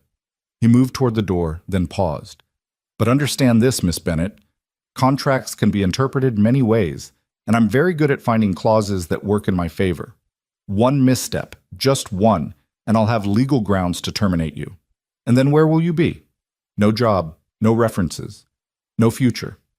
I'll be exactly where I was before I came here, free to go somewhere else and start again. Will you? Blackstone smiled. With your reputation? With the reports I'll send ahead of you? There isn't a school district in the West that will touch you. You'll be lucky to find work as a scullery maid. He left, letting the door swing shut behind him. Clara stood alone in the empty schoolhouse, her heart pounding. The threat had been clear: behave or be destroyed. And Blackstone had the power to make good on it. But as Clara gathered her things and prepared to leave, she felt more determined than defeated. Because Blackstone had revealed something important. He was scared. Scared enough to come personally, to threaten directly, to show his hand, which meant she was getting to him. And if she was getting to him after just one day of teaching, what could she accomplish in 3 years? Clara locked the schoolhouse door and walked toward Dr. Mitchell's house. She'd accepted his offer of lodging that morning, and he'd promised to have the rooms ready by evening. As she walked, she passed townspeople who either ignored her or stared with open hostility. She passed the church where she'd challenged a sermon. She passed the hotel where she'd signed away 3 years of her life. And she passed the trail that led out of town toward Canyon Creek Ranch, where a scarred man lived alone with his books and his guilt and his slowly healing shoulder. Tomorrow, Clara decided. Tomorrow she'd ride out there and tell Luke about her first day of teaching, about Thomas Brennan's uncle and Henry Blackstone's threats, and the slow, careful work of planting seeds of doubt in young minds. Tomorrow she'd begin the real work of uncovering truth. But tonight, she'd simply survived her first day. And in a town like Redemption Creek, survival was its own kind of victory. Dr. Mitchell's house sat on a quiet street at the north end of town, a 2-story Victorian with gingerbread trim that had seen better days. Paint peeled from the shutters, and the garden showed signs of neglect, but the structure itself was solid. The doctor met Clara at the door, his medical bag set aside for once, replaced with a ring of keys. "The upper floor has its own entrance around back," he explained, leading her through a side gate. "My late wife used to rent those rooms to traveling nurses. It's been empty since she passed, but I had Mrs. Henderson come in yesterday to clean and air it out." The external staircase led to a small landing and a blue door that opened into what had once been servants' quarters. Clara stepped inside and caught her breath. The space was modest but charming, a sitting room with a fireplace, a bedroom with a double bed and wardrobe, and a tiny kitchen area with a pump and small stove. Windows on 2 sides let in the afternoon light, and the walls had been painted a soft cream color that made the rooms feel larger than they were. "It's perfect," Clara said softly. "There's a writing desk in the sitting room," Mitchell said, pointing to a sturdy oak piece beneath one window. "And the bookshelf is empty. I thought you might want to fill it yourself. The rent is $15 a month, which includes firewood and access to the main house if you need to use the larger kitchen or bathing facilities." $15 was more than fair, suspiciously so. Clara turned to face him. "Dr. Mitchell, this is too generous." "It's practical. I need the income and you need lodging. Besides," his expression grew serious, "I meant what I said about helping you. Having you here makes that easier." He pulled a key from his ring and handed it to her. "This opens my study downstairs. You're welcome to use it whenever I'm not seeing patients. The mine records I mentioned are in the filing cabinet marked industrial accidents. They date back 12 years. Clara took the key, feeling its weight. "If Blackstone finds out you're helping me, then he'll find out. I'm tired of being complicit through silence, Miss Bennett. My wife used to say that neutrality in the face of injustice is just cowardice with better manners." Mitchell's voice roughened. "She was right. I've been a coward for 2 years. I'd like to stop now if you'll let me help." "I'd be honored to have your help." Clara extended her hand, and they shook on it, a compact form not in ink but in shared purpose. After Mitchell left, Clara spent the evening settling in. She unpacked her trunk, arranged her books on the shelf, and built a fire in the small fireplace. As darkness fell over Redemption Creek, she stood at her window and watched lights appear in houses across town. Somewhere out there, Luke was probably reading by lamplight in his isolated cabin. Somewhere, Henry Blackstone was plotting his next move. And somewhere, the truth about 15 dead miners lay buried under 3 years of lies. Clara pulled out her journal and began to write, documenting everything she'd learned so far. The names of the dead miners, she'd memorized them from the monument in the town square, the timeline of the explosion, Luke's account of the methane warnings, Thomas Brennan's comment about his uncle, Dr. Mitchell's mention of destroyed safety reports. It wasn't much, not yet, but it was a beginning. The next morning, Clara woke early and made her way down to Mitchell's study before breakfast. The filing cabinet marked industrial accidents was exactly where he'd said, tucked in the corner behind his desk. She pulled it open and found folders organized by year and incident type. The Silverbell mine explosion had its own thick folder. Clara spread the documents across Mitchell's desk, and began to read. There were injury reports dating back 5 years before the explosion, minor accidents mostly, but with increasing frequency in the months leading up to the disaster.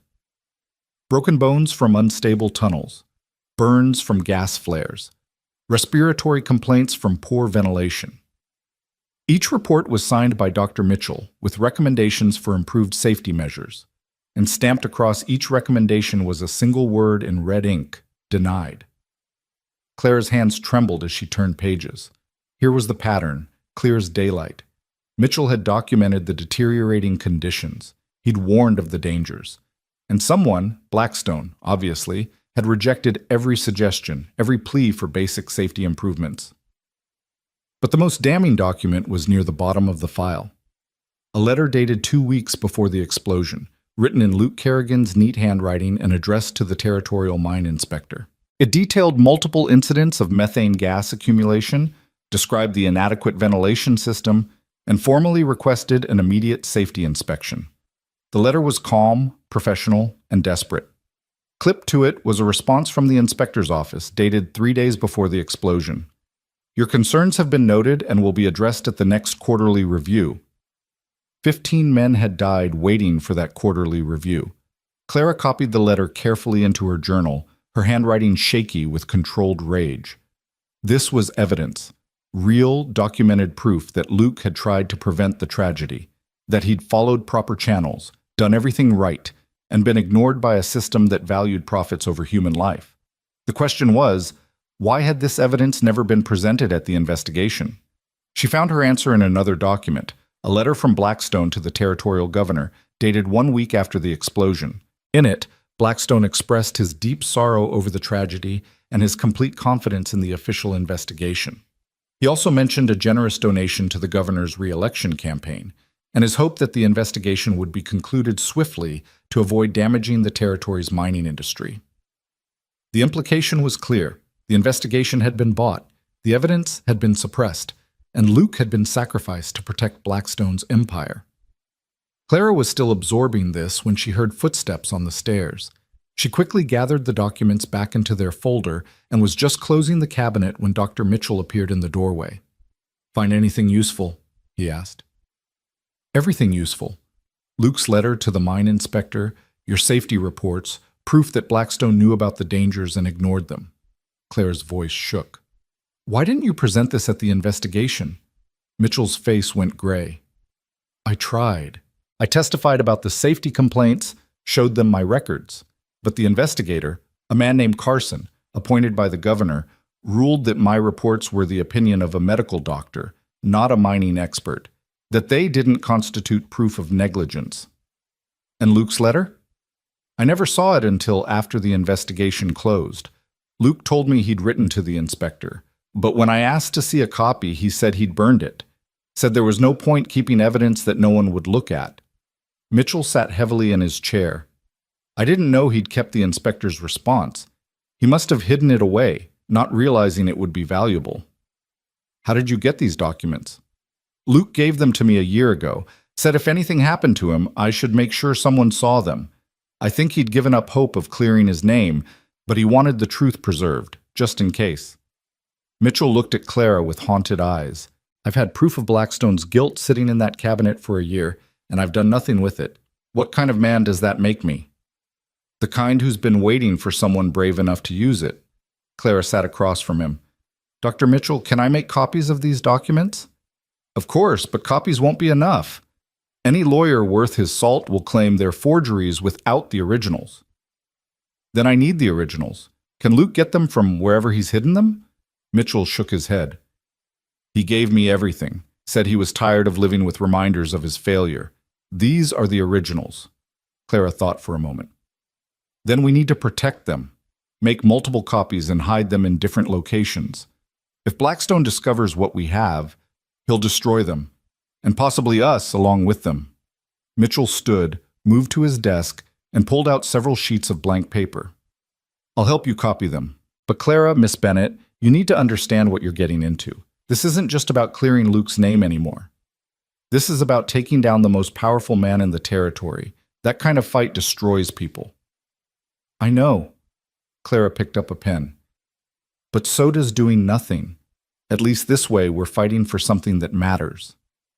They spent the next 2 hours carefully copying documents. Mitchell's handwriting was precise from years of writing medical notes, and Clara's was clear from her nursing records. By the time they finished, they had 3 complete sets of the most damning evidence: Luke's letter and the inspector's response, Mitchell's safety reports, and Blackstone's denials, and the letter to the governor suggesting a bribe. Mitchell took 1 set to hide in his office at the small clinic he maintained at the edge of town. Clara kept 1 set locked in her trunk upstairs. The 3rd set they sealed in an envelope addressed to the editor of the Rocky Mountain News in Denver, with instructions to mail it if anything happened to either of them. "Insurance," Mitchell said grimly. "If Blackstone comes after us, at least the truth will get out." Clara taught her second day of school with the weight of those documents pressing on her consciousness. She found herself looking at her students differently now, not just as children to educate, but as the next generation who would inherit whatever world she and others like her built or failed to build. Thomas Brennan sat in the second row, his face serious as he worked through mathematics problems.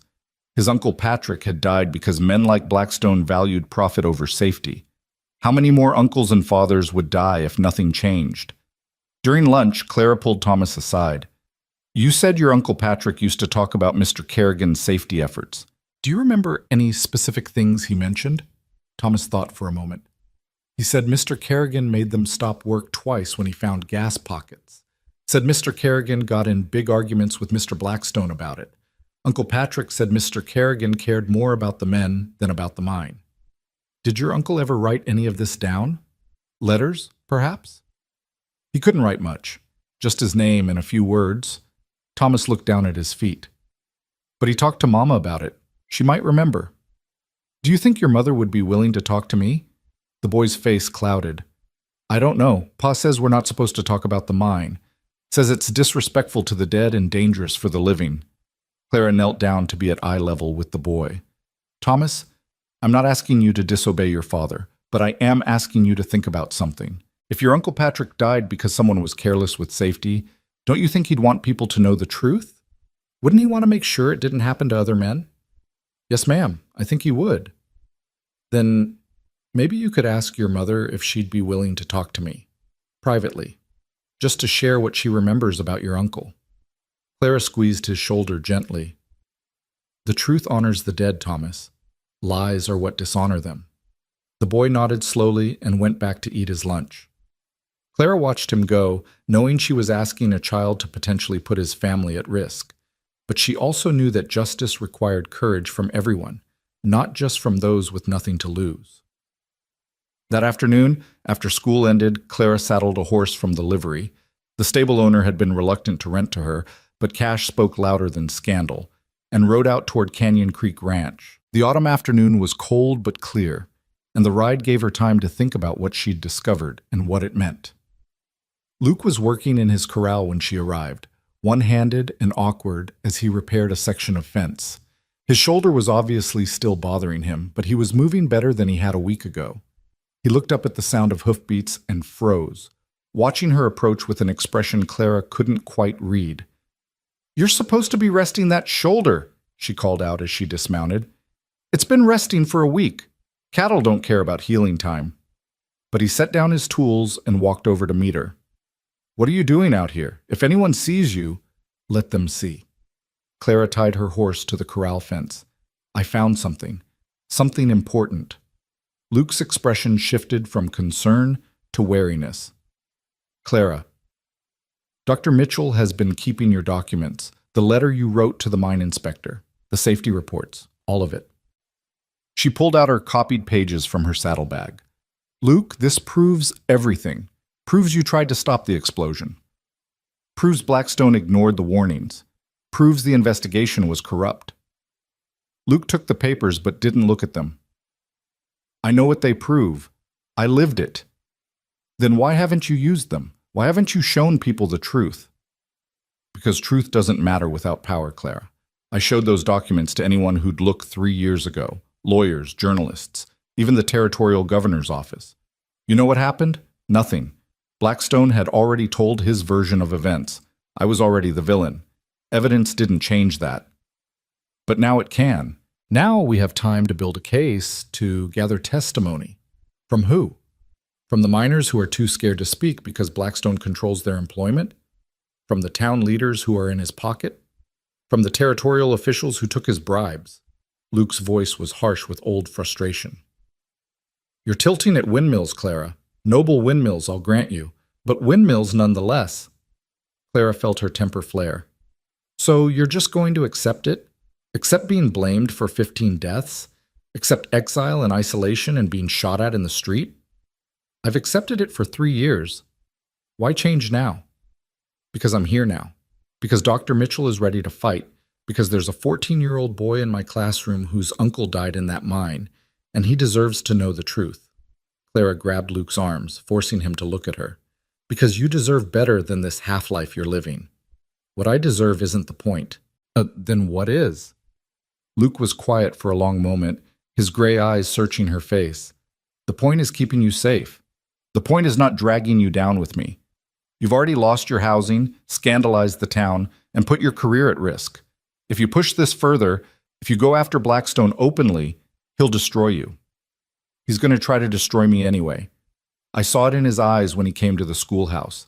I'm a threat to him just by existing, just by asking questions. Clara softened her grip but didn't let go. Luke, I'm fighting this battle whether you help me or not. The only question is whether we fight it together or separately. Why? Why does this matter so much to you? It was the question Clara had been asking herself since that first moment in the street when she'd rushed to help a bleeding stranger. Why had she risked everything for a man she didn't know? Why was she still risking everything now? Because during the war, I learned that silence kills just as surely as bullets, she said slowly. I watched men die while officers made mistakes, and no one questioned orders. I saw corruption and incompetence and cowardice dressed up as military necessity, and I promised myself that if I survived, I'd never again stay silent when I could speak, never again stand by when I could act. She released his arms and stepped back. You think I'm doing this for you, but I'm doing it for me, because I can't look at myself in the mirror if I let injustice stand when I have the power to challenge it. You're just the excuse I needed to finally keep that promise. Luke stared at her, and Clara watched emotions play across his scarred face, surprise, understanding, and something that looked like wonder. You're the most stubborn woman I've ever met. I'll take that as a compliment. It was meant as one. He reached up, his calloused hand gentle as it cupped her cheek. Clara Bennett, you walked into my life bleeding from a bullet wound, and you've been turning it upside down ever since. Good. It needed turning. She leaned into his touch, letting herself feel the warmth of his palm against her skin. So will you help me? Will you let me fight for you? I'll help you fight, but not for me, for the truth. For those 15 men who died. For every miner who's still working in unsafe conditions because Blackstone values profits over lives. His thumb traced her cheekbone, and Clara's breath caught. And maybe, a little bit, for the chance to see Henry Blackstone finally face consequences for his actions. That's all I'm asking. They stood there in the cold afternoon light, his hand on her face and her eyes locked with his. Clara felt something shift between them, an acknowledgement of what had been growing since that first day. This wasn't just about justice anymore.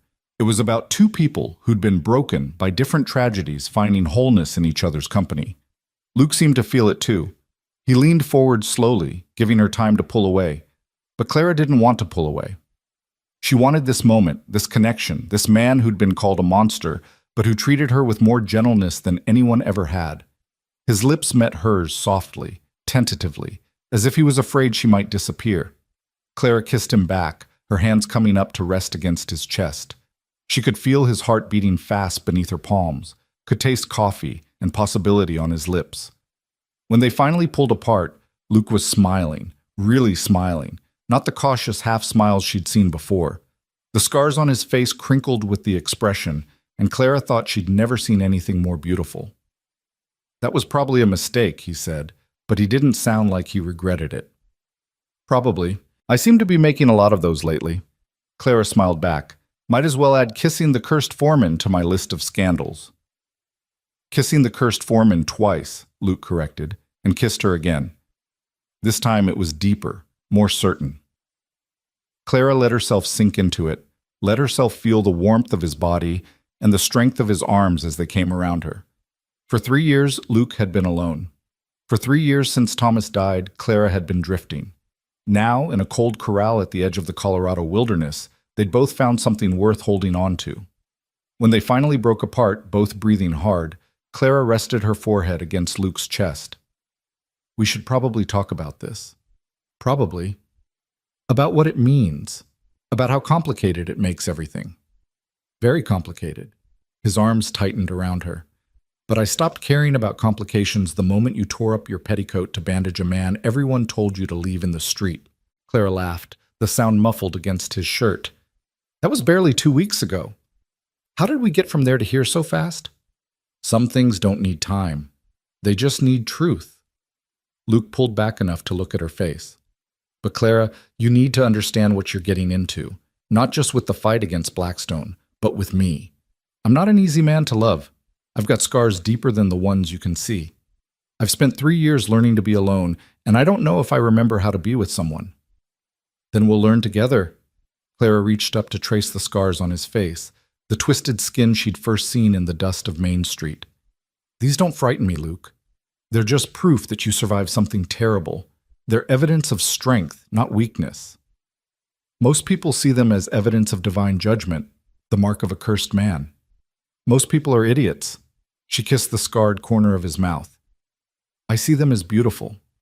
Luke closed his eyes, and Clara saw moisture gather in his lashes. "You're going to make me believe I deserve this. Deserve you." "Good.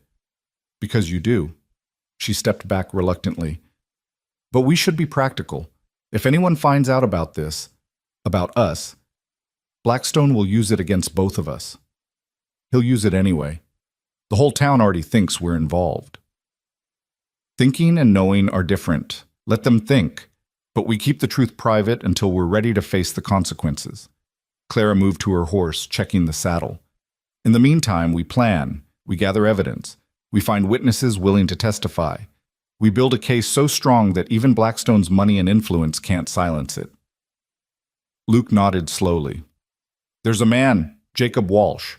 He was a miner who worked directly under me. He testified at the investigation but was pressured to change his story. Last I heard, he'd moved to Colorado Springs, got work at a different mine. If we could find him, get him to tell the truth, now that he's out of Blackstone's reach, then we'd have an eyewitness who can corroborate your version of events." Clara's mind was already racing ahead. "I could write to him. A letter from a school teacher asking about mining safety practices for educational purposes. Nothing threatening, just an inquiry. That might work. But Clara, even if we get Walsh to talk, even if we have all the evidence in the world, we still need someone with the power to act on it. The territorial governor is in Blackstone's pocket. The local law is useless. Who's going to challenge him?" Clara thought about this. Federal law. Mine safety falls under federal jurisdiction if we can prove interstate commerce is involved. The Silver Bell shipped ore to refineries in Wyoming and Kansas, didn't it? It did, but getting federal authorities involved might take time. Might take a lot of documentation and persistence. Good thing I just signed a 3-year contract. Clara mounted her horse, looking down at Luke. "We're playing the long game now. Slow, steady, careful. Build the case piece by piece until it's unassailable. And in the meantime? In the meantime, I teach school. You heal and work your ranch. We see each other when we can, carefully, and we wait for Blackstone to make a mistake." Clara gathered her reins. Everyone makes mistakes eventually, even tyrants. Luke caught her horse's bridle, holding her there for one more moment.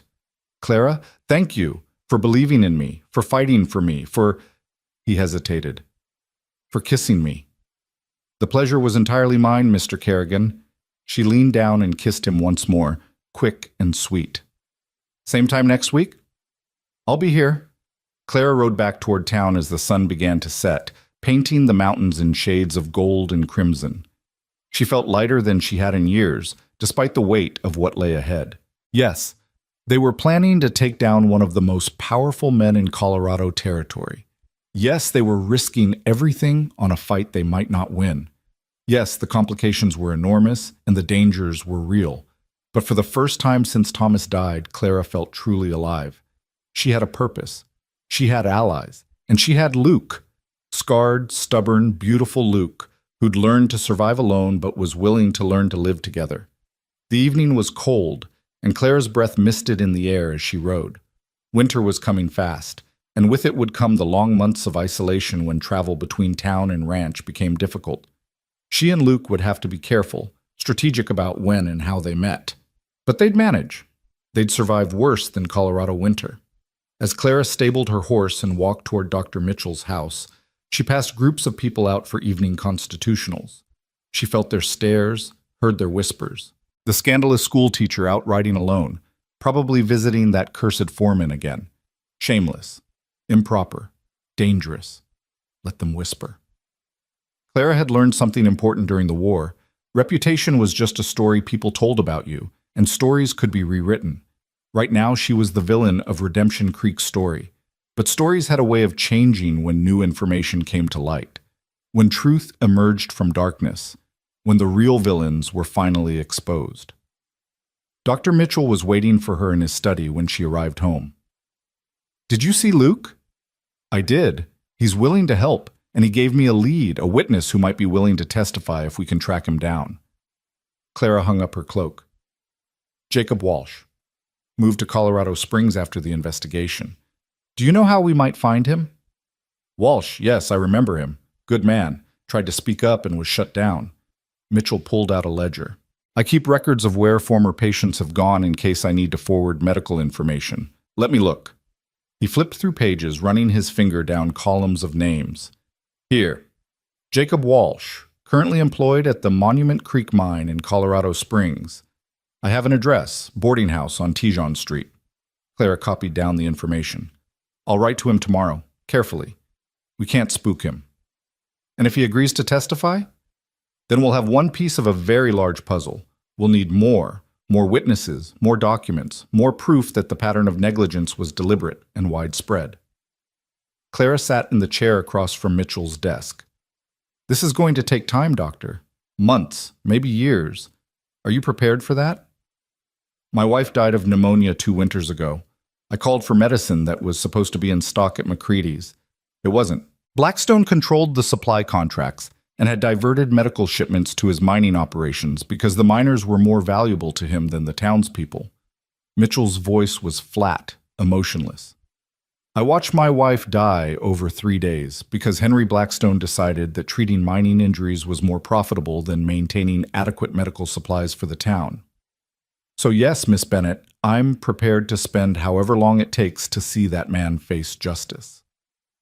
Clara felt the weight of that revelation. Blackstone's corruption had tentacles everywhere, touching every aspect of life in Redemption Creek. The mine explosion was just one crime among many. How many other people had suffered because one man valued profit over humanity? "Then we're committed," she said. "All of us. You, me, Luke, and anyone else we can recruit who's tired of living under Blackstone's thumb." "It's a dangerous commitment. He'll fight back. Let him. We'll be ready." That night, Clara sat at her desk and composed a letter to Jacob Walsh. She wrote carefully, presenting herself as a school teacher researching mining safety for an educational curriculum. She asked thoughtful questions about his experience in Colorado mines, about safety protocols and common hazards, and buried in those questions was one that mattered. "I've heard there was a significant explosion at the Silver Bell mine several years ago. As someone who worked in that industry, what do you think could have prevented such a tragedy?" It was subtle, non-threatening. Walsh could answer or not, could say as much or as little as he felt comfortable with, but it opened a door. And that was all Clara needed, a door through which truth might eventually walk. She sealed the letter and set it aside to mail in the morning. Then she pulled out her journal and wrote about the day, about the documents she'd found, about Thomas Brennan's memories of his uncle, about kissing Luke in the cold afternoon light. The kiss probably deserved more reflection, but Clara found herself smiling instead of analyzing. Some things were meant to be felt rather than understood. And what she felt when Luke held her was something that had been missing since Thomas died. The sense that someone saw her completely, scars and stubbornness and all, and valued what they saw. 3 years, she thought. 3 years to build a case, to gather evidence, to slowly turn the tide of public opinion. 3 years of teaching children to question and think critically. 3 years of quiet resistance against a man who'd held this town in his grip for too long. It seemed like an eternity and no time at all. Clara closed her journal and prepared for bed, but sleep was slow to come. Her mind kept circling back to the documents in her trunk, to the letter waiting to be mailed, to Luke's smile when he'd kissed her. Pieces of a puzzle that didn't quite fit together yet, but would, given time and patience and courage. Outside her window, Redemption Creek settled into night. Somewhere in this town, Henry Blackstone was probably sleeping soundly, confident in his power and control. He'd crushed every challenge before, silenced every dissent, bought or intimidated everyone who might oppose him. But he'd never faced someone like Clara Bennett before, someone who'd survived battlefields and loss, and the slow grinding horror of war. Someone who'd learned that the only way to honor the dead was to fight like hell for the living. Blackstone thought he'd contained her with a contract. He thought he'd neutralized the threat through intimidation and social pressure. He thought she was just one woman, alone and powerless in a town he owned. He had no idea what was coming, and by the time he realized his mistake, it would be too late. The seeds had been planted, the evidence had been gathered, the witnesses were being found. The long, slow work of justice had begun, and Clara Bennett, scandalous schoolteacher and battlefield nurse, kissed the cursed foreman Clara Bennett, was just getting started. She finally drifted toward sleep with a smile on her face, thinking of Luke's hands in her hair and the winter ahead and the sweet, slow satisfaction of watching a tyrant fall. Some battles were won with armies and cannons. This one would be won with patience and proof and the relentless accumulation of truth. 3 years. It would be enough. It had to be. Because 15 men were dead, and a good man had been destroyed, and a whole town had been held hostage by fear. 3 years to set it all right. Clara closed her eyes and let sleep take her, dreaming of justice and spring thaws, and the day when Luke Kerrigan could finally walk through Redemption Creek with his head high and his name cleared. That day was coming. She could feel it in her bones, in her heart, in the kiss that still lingered on her lips. That day was coming, and she would make sure of it, no matter what it cost, no matter how long it took. Some things were worth fighting for. Luke was one of them. Truth was another. And Clara Bennett had never learned how to quit once she'd chosen her battle. Blackstone had made his first mistake 3 years ago when he destroyed an innocent man to cover his own crimes. His second mistake was thinking that silence would last forever. And his third and final mistake was underestimating the woman who'd torn up her petticoat to save a stranger's life. That woman was about to teach him a lesson he'd never forget. And this time, there would be no buying off investigators, no silencing witnesses, no escape from consequences. This time, the truth would win. Clara would make certain of it. Winter came early that year, wrapping Redemption Creek in snow by mid-November. Clara stood at her classroom window one morning, watching flakes drift past the glass while her students worked on mathematics problems. 3 months had passed since that first day of teaching, 3 months of careful maneuvering and quiet investigation. The letter to Jacob Walsh had gone unanswered for 6 weeks before a response finally arrived, cautious, brief, but promising. He remembered the explosion. He remembered being pressured to lie.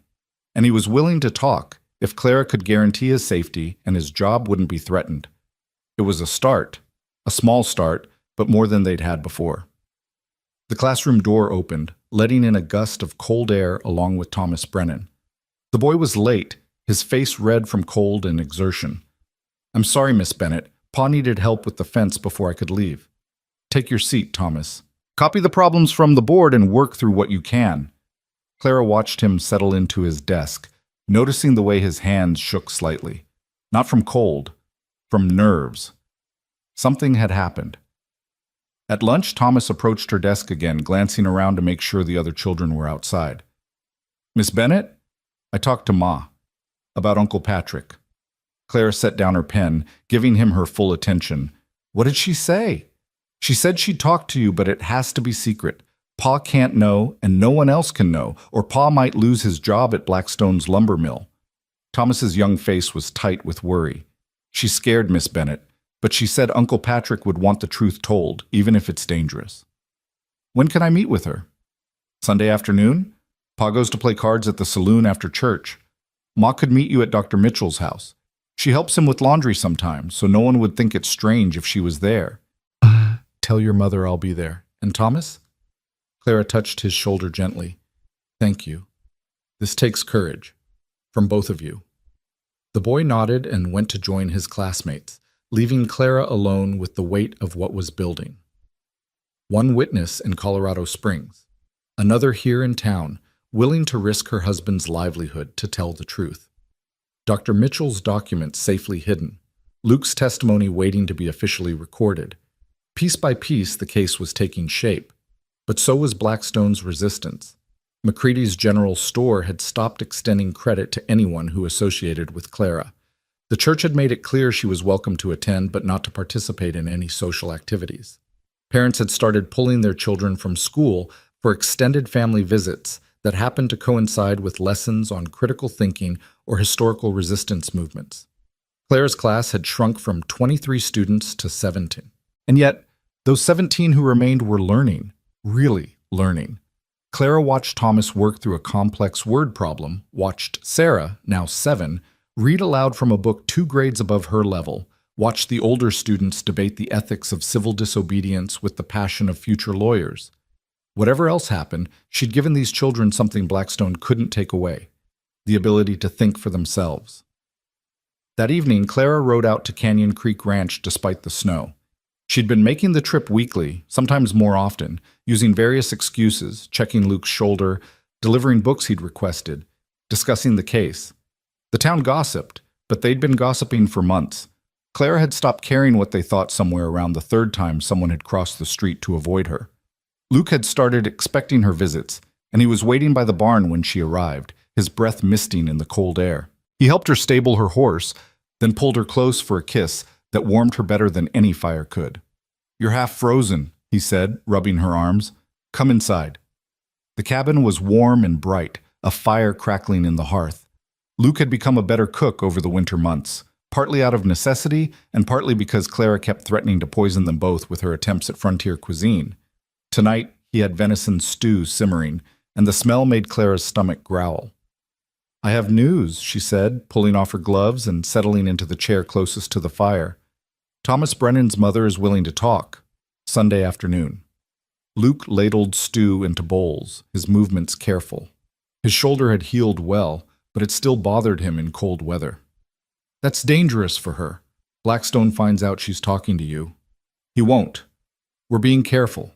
And Luke, we need her testimony. She can speak to what her husband told her about the safety conditions, about your efforts to improve them. It corroborates your version of events." "My version?" As if there are multiple versions of truth, Luke handed her a bowl and sat across from her. "Sometimes I wonder if we're fooling ourselves, if any of this will matter in the end." Clara had noticed this in him lately, moments of doubt, of weariness. 3 years of exile had taught him not to hope too hard, and undoing that lesson was proving difficult. "It matters because we're making it matter," she said firmly. "Jacob Walsh is willing to testify. Mrs. Brennan is willing to talk. Dr. Mitchell has documentation. That's 3 independent sources, Luke. 3 people saying the same thing despite having no reason to coordinate their stories. That's how truth establishes itself, through consistency across multiple witnesses. And how does truth establish itself against a man who controls the law, the economy, and the territorial government? Through patience, through building a case so strong that even his influence can't suppress it. Clara ate her stew, gathering her thoughts. "I've been researching federal mining regulations. There's a provision that allows the Department of Interior to investigate mines involved in interstate commerce if there's evidence of systematic safety violations resulting in loss of life. The Silver Bell qualifies." Luke looked up sharply. "You're talking about going over Blackstone's head, over the territorial government entirely. I'm talking about taking this to people who don't owe him favors, who don't depend on him for their livelihoods." Clara pulled papers from her bag, copies of federal regulations she'd obtained through careful correspondence. "It's a long shot. Federal investigations take months to authorize, longer to conduct. But it's a path forward that doesn't require us to change the minds of people already in Blackstone's pocket." Luke studied the papers, and Clara watched hope and fear war on his face. Hope that justice might actually be possible. Fear that hoping would only make the inevitable disappointment worse. "If we do this," he said slowly, "if we really pursue a federal investigation, Blackstone will know. He'll come after all of us. He's already coming after us. At least this way we're moving forward instead of just defending." Clara reached across the table and took his hand. "Luke, I know you're scared. I am too. But I'm more scared of living the rest of my life knowing I could have fought and didn't. Knowing 15 men died and no one was ever held accountable. Knowing a good man spent the rest of his days in exile for crimes he didn't commit. I'm not that good, Clara. You're good enough for me." She squeezed his hand. "And you're worth fighting for, even if you don't believe it yet." Luke stood abruptly, moving to the window. Snow was falling heavier now, coating the world in white silence. "Sometimes I look at you and I can't believe you're real. Can't believe someone like you would look at someone like me and see anything worth saving." Clara rose and went to him, wrapping her arms around him from behind. She rested her cheek against his back, feeling his heart beat through his shirt. "You saved yourself, Luke. You survived 3 years that would have destroyed most men. All I'm doing is helping you get credit for your own strength." He turned in her arms, and his scarred face was vulnerable in the firelight. "I love you. I didn't mean to. Didn't think I had any love left in me after everything. But Clara Bennett, stubborn schoolteacher, impossible woman, I love you." The words hit Clara like a physical force. She'd known this was growing between them, had felt it in every kiss and conversation and shared moment of planning. But hearing it spoken aloud made it real in a way that nothing else had. "I love you too," she said, and found she meant it with an intensity that surprised her. This wasn't the gentle, romantic love she'd felt for Thomas. This was fiercer, forged in adversity, and tempered by shared purpose. "I love you, scars and stubbornness and all." Luke kissed her then, deep and thorough, and Clara let herself sink into it. Let herself feel the warmth of his body and the strength of his arms and the miracle of connection after years of loneliness. When they finally broke apart, both breathing hard, Luke rested his forehead against hers. "Stay," he said. "Tonight. Stay with me." Clara knew what he was asking, knew the implications, the risk to what remained of her reputation, the scandal it would cause if anyone discovered. She also knew she didn't care. "Yes," she said simply. They made love slowly, carefully, learning each other's bodies with the same patience they'd brought to building their case against Blackstone. Luke traced her scars from the war, the burn on her shoulder from a hot kettle, the long line across her ribs from a fall in a chaotic field hospital. Clara kissed his scars in return, the twisted skin on his face and neck and shoulder, the evidence of survival that he'd been taught to hide. Afterwards, they lay tangled together in Luke's narrow bed, the fire burning low and the snow falling steadily outside. Clara felt more at peace than she had in years. This was right. This man, this fight, this choice to stand for something bigger than her own safety or comfort. "When this is over," Luke said quietly, his fingers tracing patterns on her bare shoulder, "when Blackstone is held accountable and my name is cleared, if that happens, will you marry me?" Clara propped herself up on one elbow, looking down at his face in the dimness. "That's quite a conditional proposal, Mr. Kerrigan. I'm a practical man. Don't want to promise you something I might not be able to deliver." "Then let me be impractical for both of us." Clara kissed him softly. "Yes. Whether Blackstone falls or not, whether your name is cleared or not, whether we win this fight or lose it, yes, I'll marry you, because I'm not in love with the possibility of you vindicated. I'm in love with you as you are, right now, scars and exile and all." Luke pulled her back down against his chest, holding her tightly. "You're the bravest person I've ever met. I'm just stubborn. There's a difference." "No," he said, and she could hear the smile in his voice. "There really isn't." Clara rode back to town before dawn, arriving at Dr. Mitchell's house as the sun was just beginning to gray the eastern sky. She was cold and tired and happier than she'd been in years. Mitchell was already awake, making coffee in his kitchen, and he raised an eyebrow when he saw her but said nothing. Some things didn't require discussion. Sunday came cold and clear. Clara attended church. She still went every week, sitting alone in the middle pew while the congregation pretended she didn't exist. Reverend Halloran had stopped preaching directly about pride and rebellion, but his sermons had a way of circling back to obedience and accepting one's place in the natural order. Clara listened with half an ear and spent the other half thinking about Mrs. Brennan's upcoming testimony. After the service, she walked home with Dr. Mitchell, both of them maintaining respectable distance and casual conversation. Anyone watching would see nothing more than a doctor and his tenant discussing the weather. At his house, they went inside separately, Clara through her external entrance, Mitchell through the front door, Mrs. Brennan arrived an hour later, a basket of laundry providing her excuse. She was a thin woman, worn down by hard work and harder circumstances, with Thomas's serious eyes and a mouth that looked like it had forgotten how to smile. "Thank you for coming," Clara said, settling her in Mitchell's study with tea. "I know this is difficult. My Patrick's been dead 3 years. Nothing's difficult compared to that." Mrs. Brennan's voice was flat, exhausted. "Thomas says you're trying to prove Mr. Kerrigan didn't cause the explosion. I'm trying to prove what really happened, to make sure the men who died are honored with truth rather than convenient lies." Clara pulled out her journal. "Tell me what your husband said about the mine conditions." Mrs. Brennan talked for over an hour. She spoke of Patrick's growing fear in the weeks before the explosion, his complaints about the smell of gas in the deep tunnels, his admiration for Luke Kerrigan's repeated attempts to shut down unsafe sections. She described how Patrick had come home one night, 2 weeks before he died, and told her that if anything happened to him, she should know it wasn't Kerrigan's fault. "He said Mr. Kerrigan fought like a demon to keep them safe," Mrs. Brennan said, her voice breaking. "Said Kerrigan had threatened to quit if conditions didn't improve, but Blackstone threatened to blacklist him throughout the territory. Patrick said Kerrigan stayed because he thought he could protect the men better from inside than if he left, and Blackstone hired someone who didn't care." Clara wrote it all down, her hand steady despite the emotion welling in her chest. This was exactly what they needed. Testimony that Luke had tried everything, that he'd been caught between impossible choices, that he'd sacrificed his own well-being trying to save lives. "Would you be willing to write this down, to sign a statement?" Clara asked gently. Mrs. Brennan's face went pale.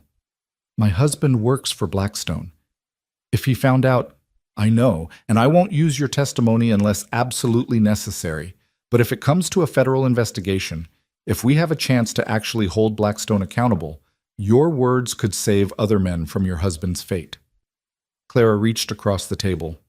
"I'm asking you to be brave, Mrs. Brennan, the way Patrick was brave." The woman was silent for a long time, staring at her worn hands. Then she nodded. "Patrick wouldn't want me to stay silent, wouldn't want other wives to lose their husbands the way I lost mine. I'll sign a statement, but it has to be kept secret until you need it." "I promise, Doctor." Mitchell helped Clara draft the statement, and Mrs. Brennan signed it with a shaking hand. They made 3 copies, following the same protocol they had established before. One hidden in Mitchell's office, one in Clara's trunk, one sealed and addressed to be mailed if anything happened to them. After Mrs. Brennan left, Clara sat in Mitchell's study and felt the weight of responsibility settle heavier on her shoulders. This woman had just risked everything on Clara's promise that it would matter, that it would lead somewhere, that truth would eventually win. It had to win. Clara wouldn't accept any other outcome. The winter months passed in a blur of teaching and investigation. Clara's class stabilized at 15 students, the ones whose parents either supported her or at least didn't actively oppose her methods. Jacob Walsh sent another letter from Colorado Springs, more detailed this time, describing specific safety violations and Blackstone's angry response when Luke had tried to document them. Dr. Mitchell quietly reached out to other doctors in the territory who'd treated miners, gathering evidence of a pattern of injuries that suggested systematic negligence across all of Blackstone's operations. And Clara wrote letters to the Department of Interior in Washington, letters to federal mining inspectors, letters to territorial representatives who weren't in Blackstone's pocket.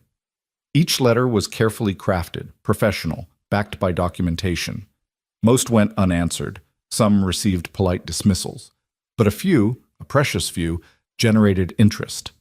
In March, as snow began to melt and the creek ran high with runoff, Clara received a letter that changed everything. It was from a federal mining inspector named Robert Morrison, based out of Denver. He'd reviewed her submissions and found them compelling enough to warrant preliminary inquiry. Could she provide additional documentation? Witness statements? A timeline of events? Clara read the letter 3 times, barely daring to believe it. Then she rode through the spring mud to Canyon Creek Ranch and showed it to Luke. He stood in his cabin, holding the letter, and Clara watched emotions flicker across his face. This is really happening. It's starting to happen. We still have a long way to go. But it's possible now. Actually possible. Luke looked up at her, and there were tears in his eyes. Clara, you did this. You made this possible. We did it. All of us. Clara took his hands. But Luke, you need to understand what comes next. If Morrison opens a formal investigation, Blackstone will know. He'll fight back with everything he has. It could get dangerous. Let it get dangerous. I've been living in danger for 3 years. At least now I'm fighting back. Luke pulled her close, kissing her fiercely. At least now I have something to fight for besides just survival. They spent the rest of March compiling documents for Morrison. Clara organized everything chronologically, created summaries of each witness's testimony, drafted a comprehensive timeline of events leading up to the explosion. Dr. Mitchell provided his medical records and expert analysis of the injury patterns. Luke wrote out his own account, page after page of careful detail about the safety concerns he'd raised and the threats he'd received.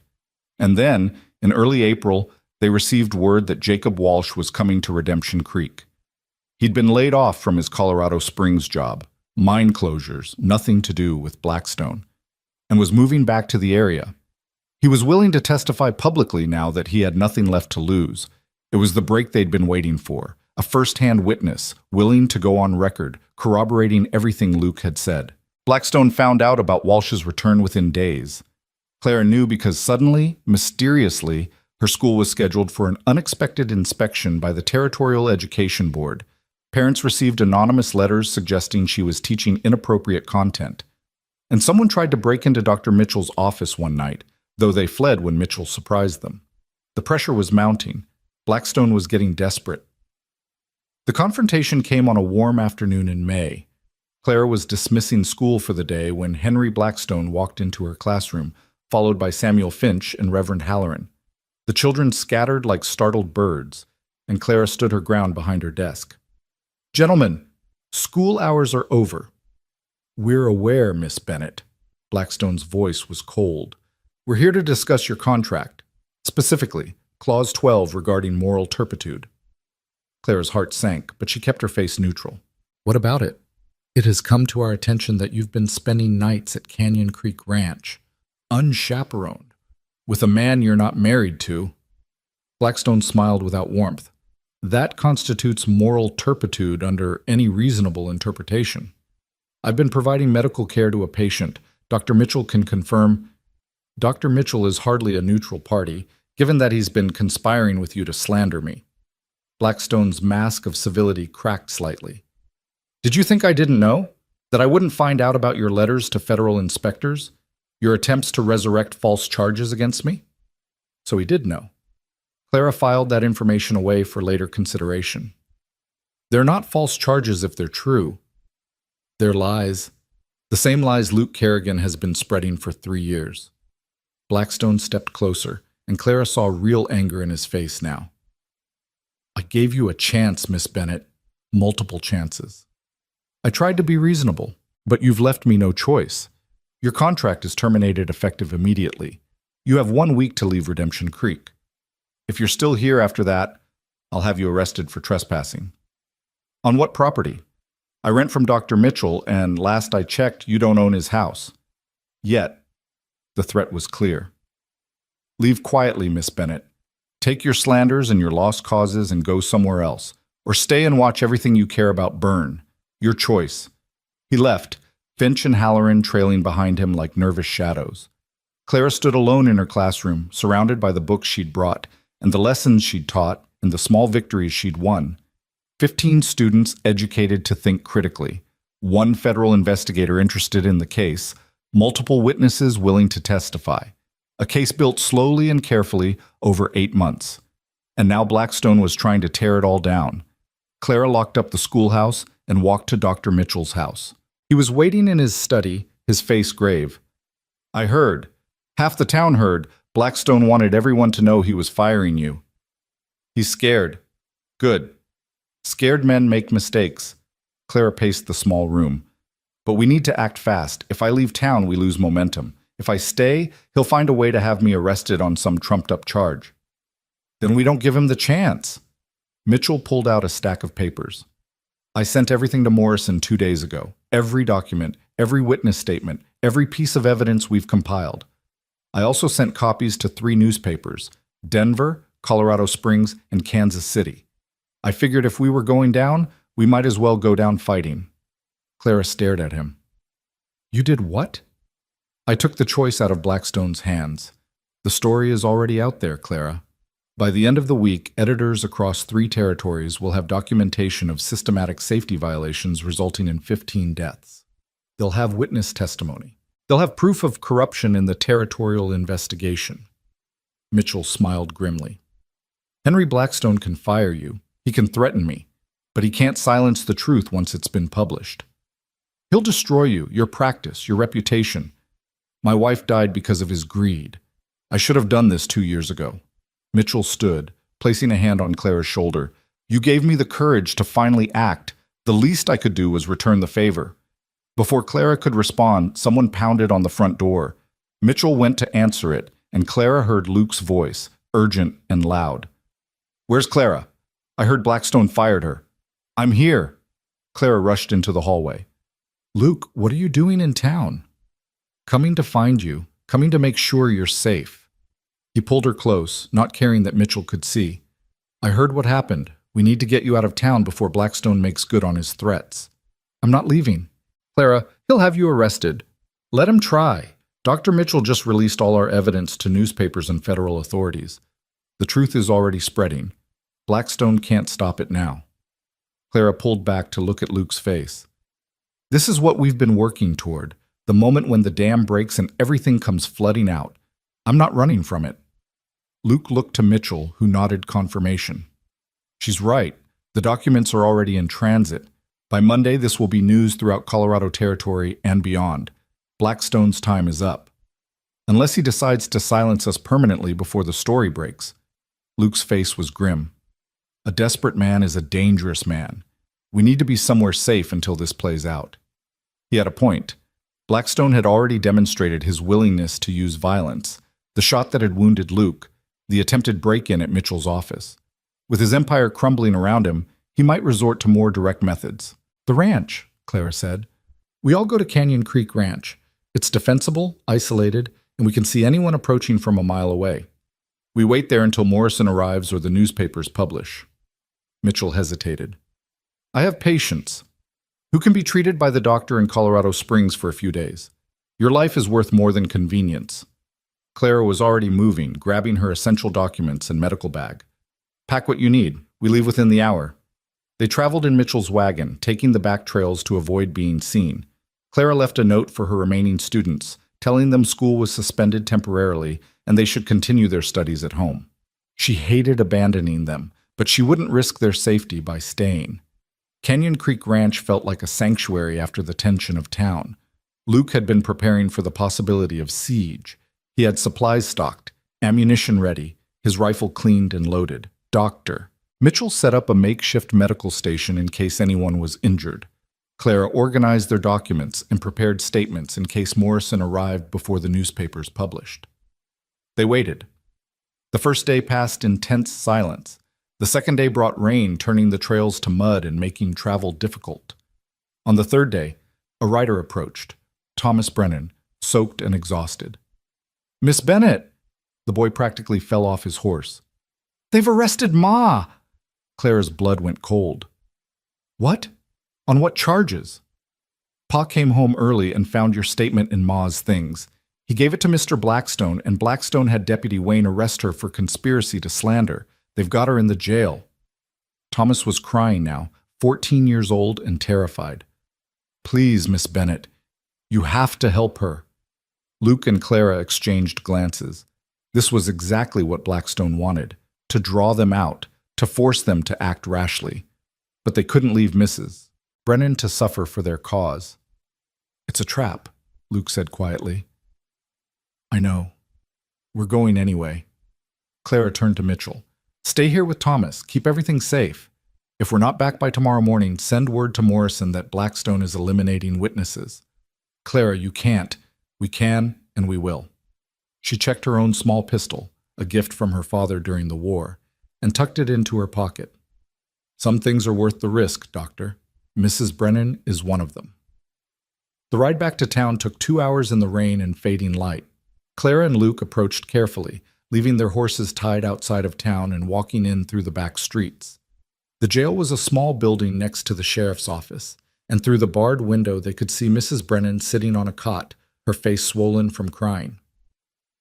"I'll create a distraction at the front," Luke said. "You get her out through the back window."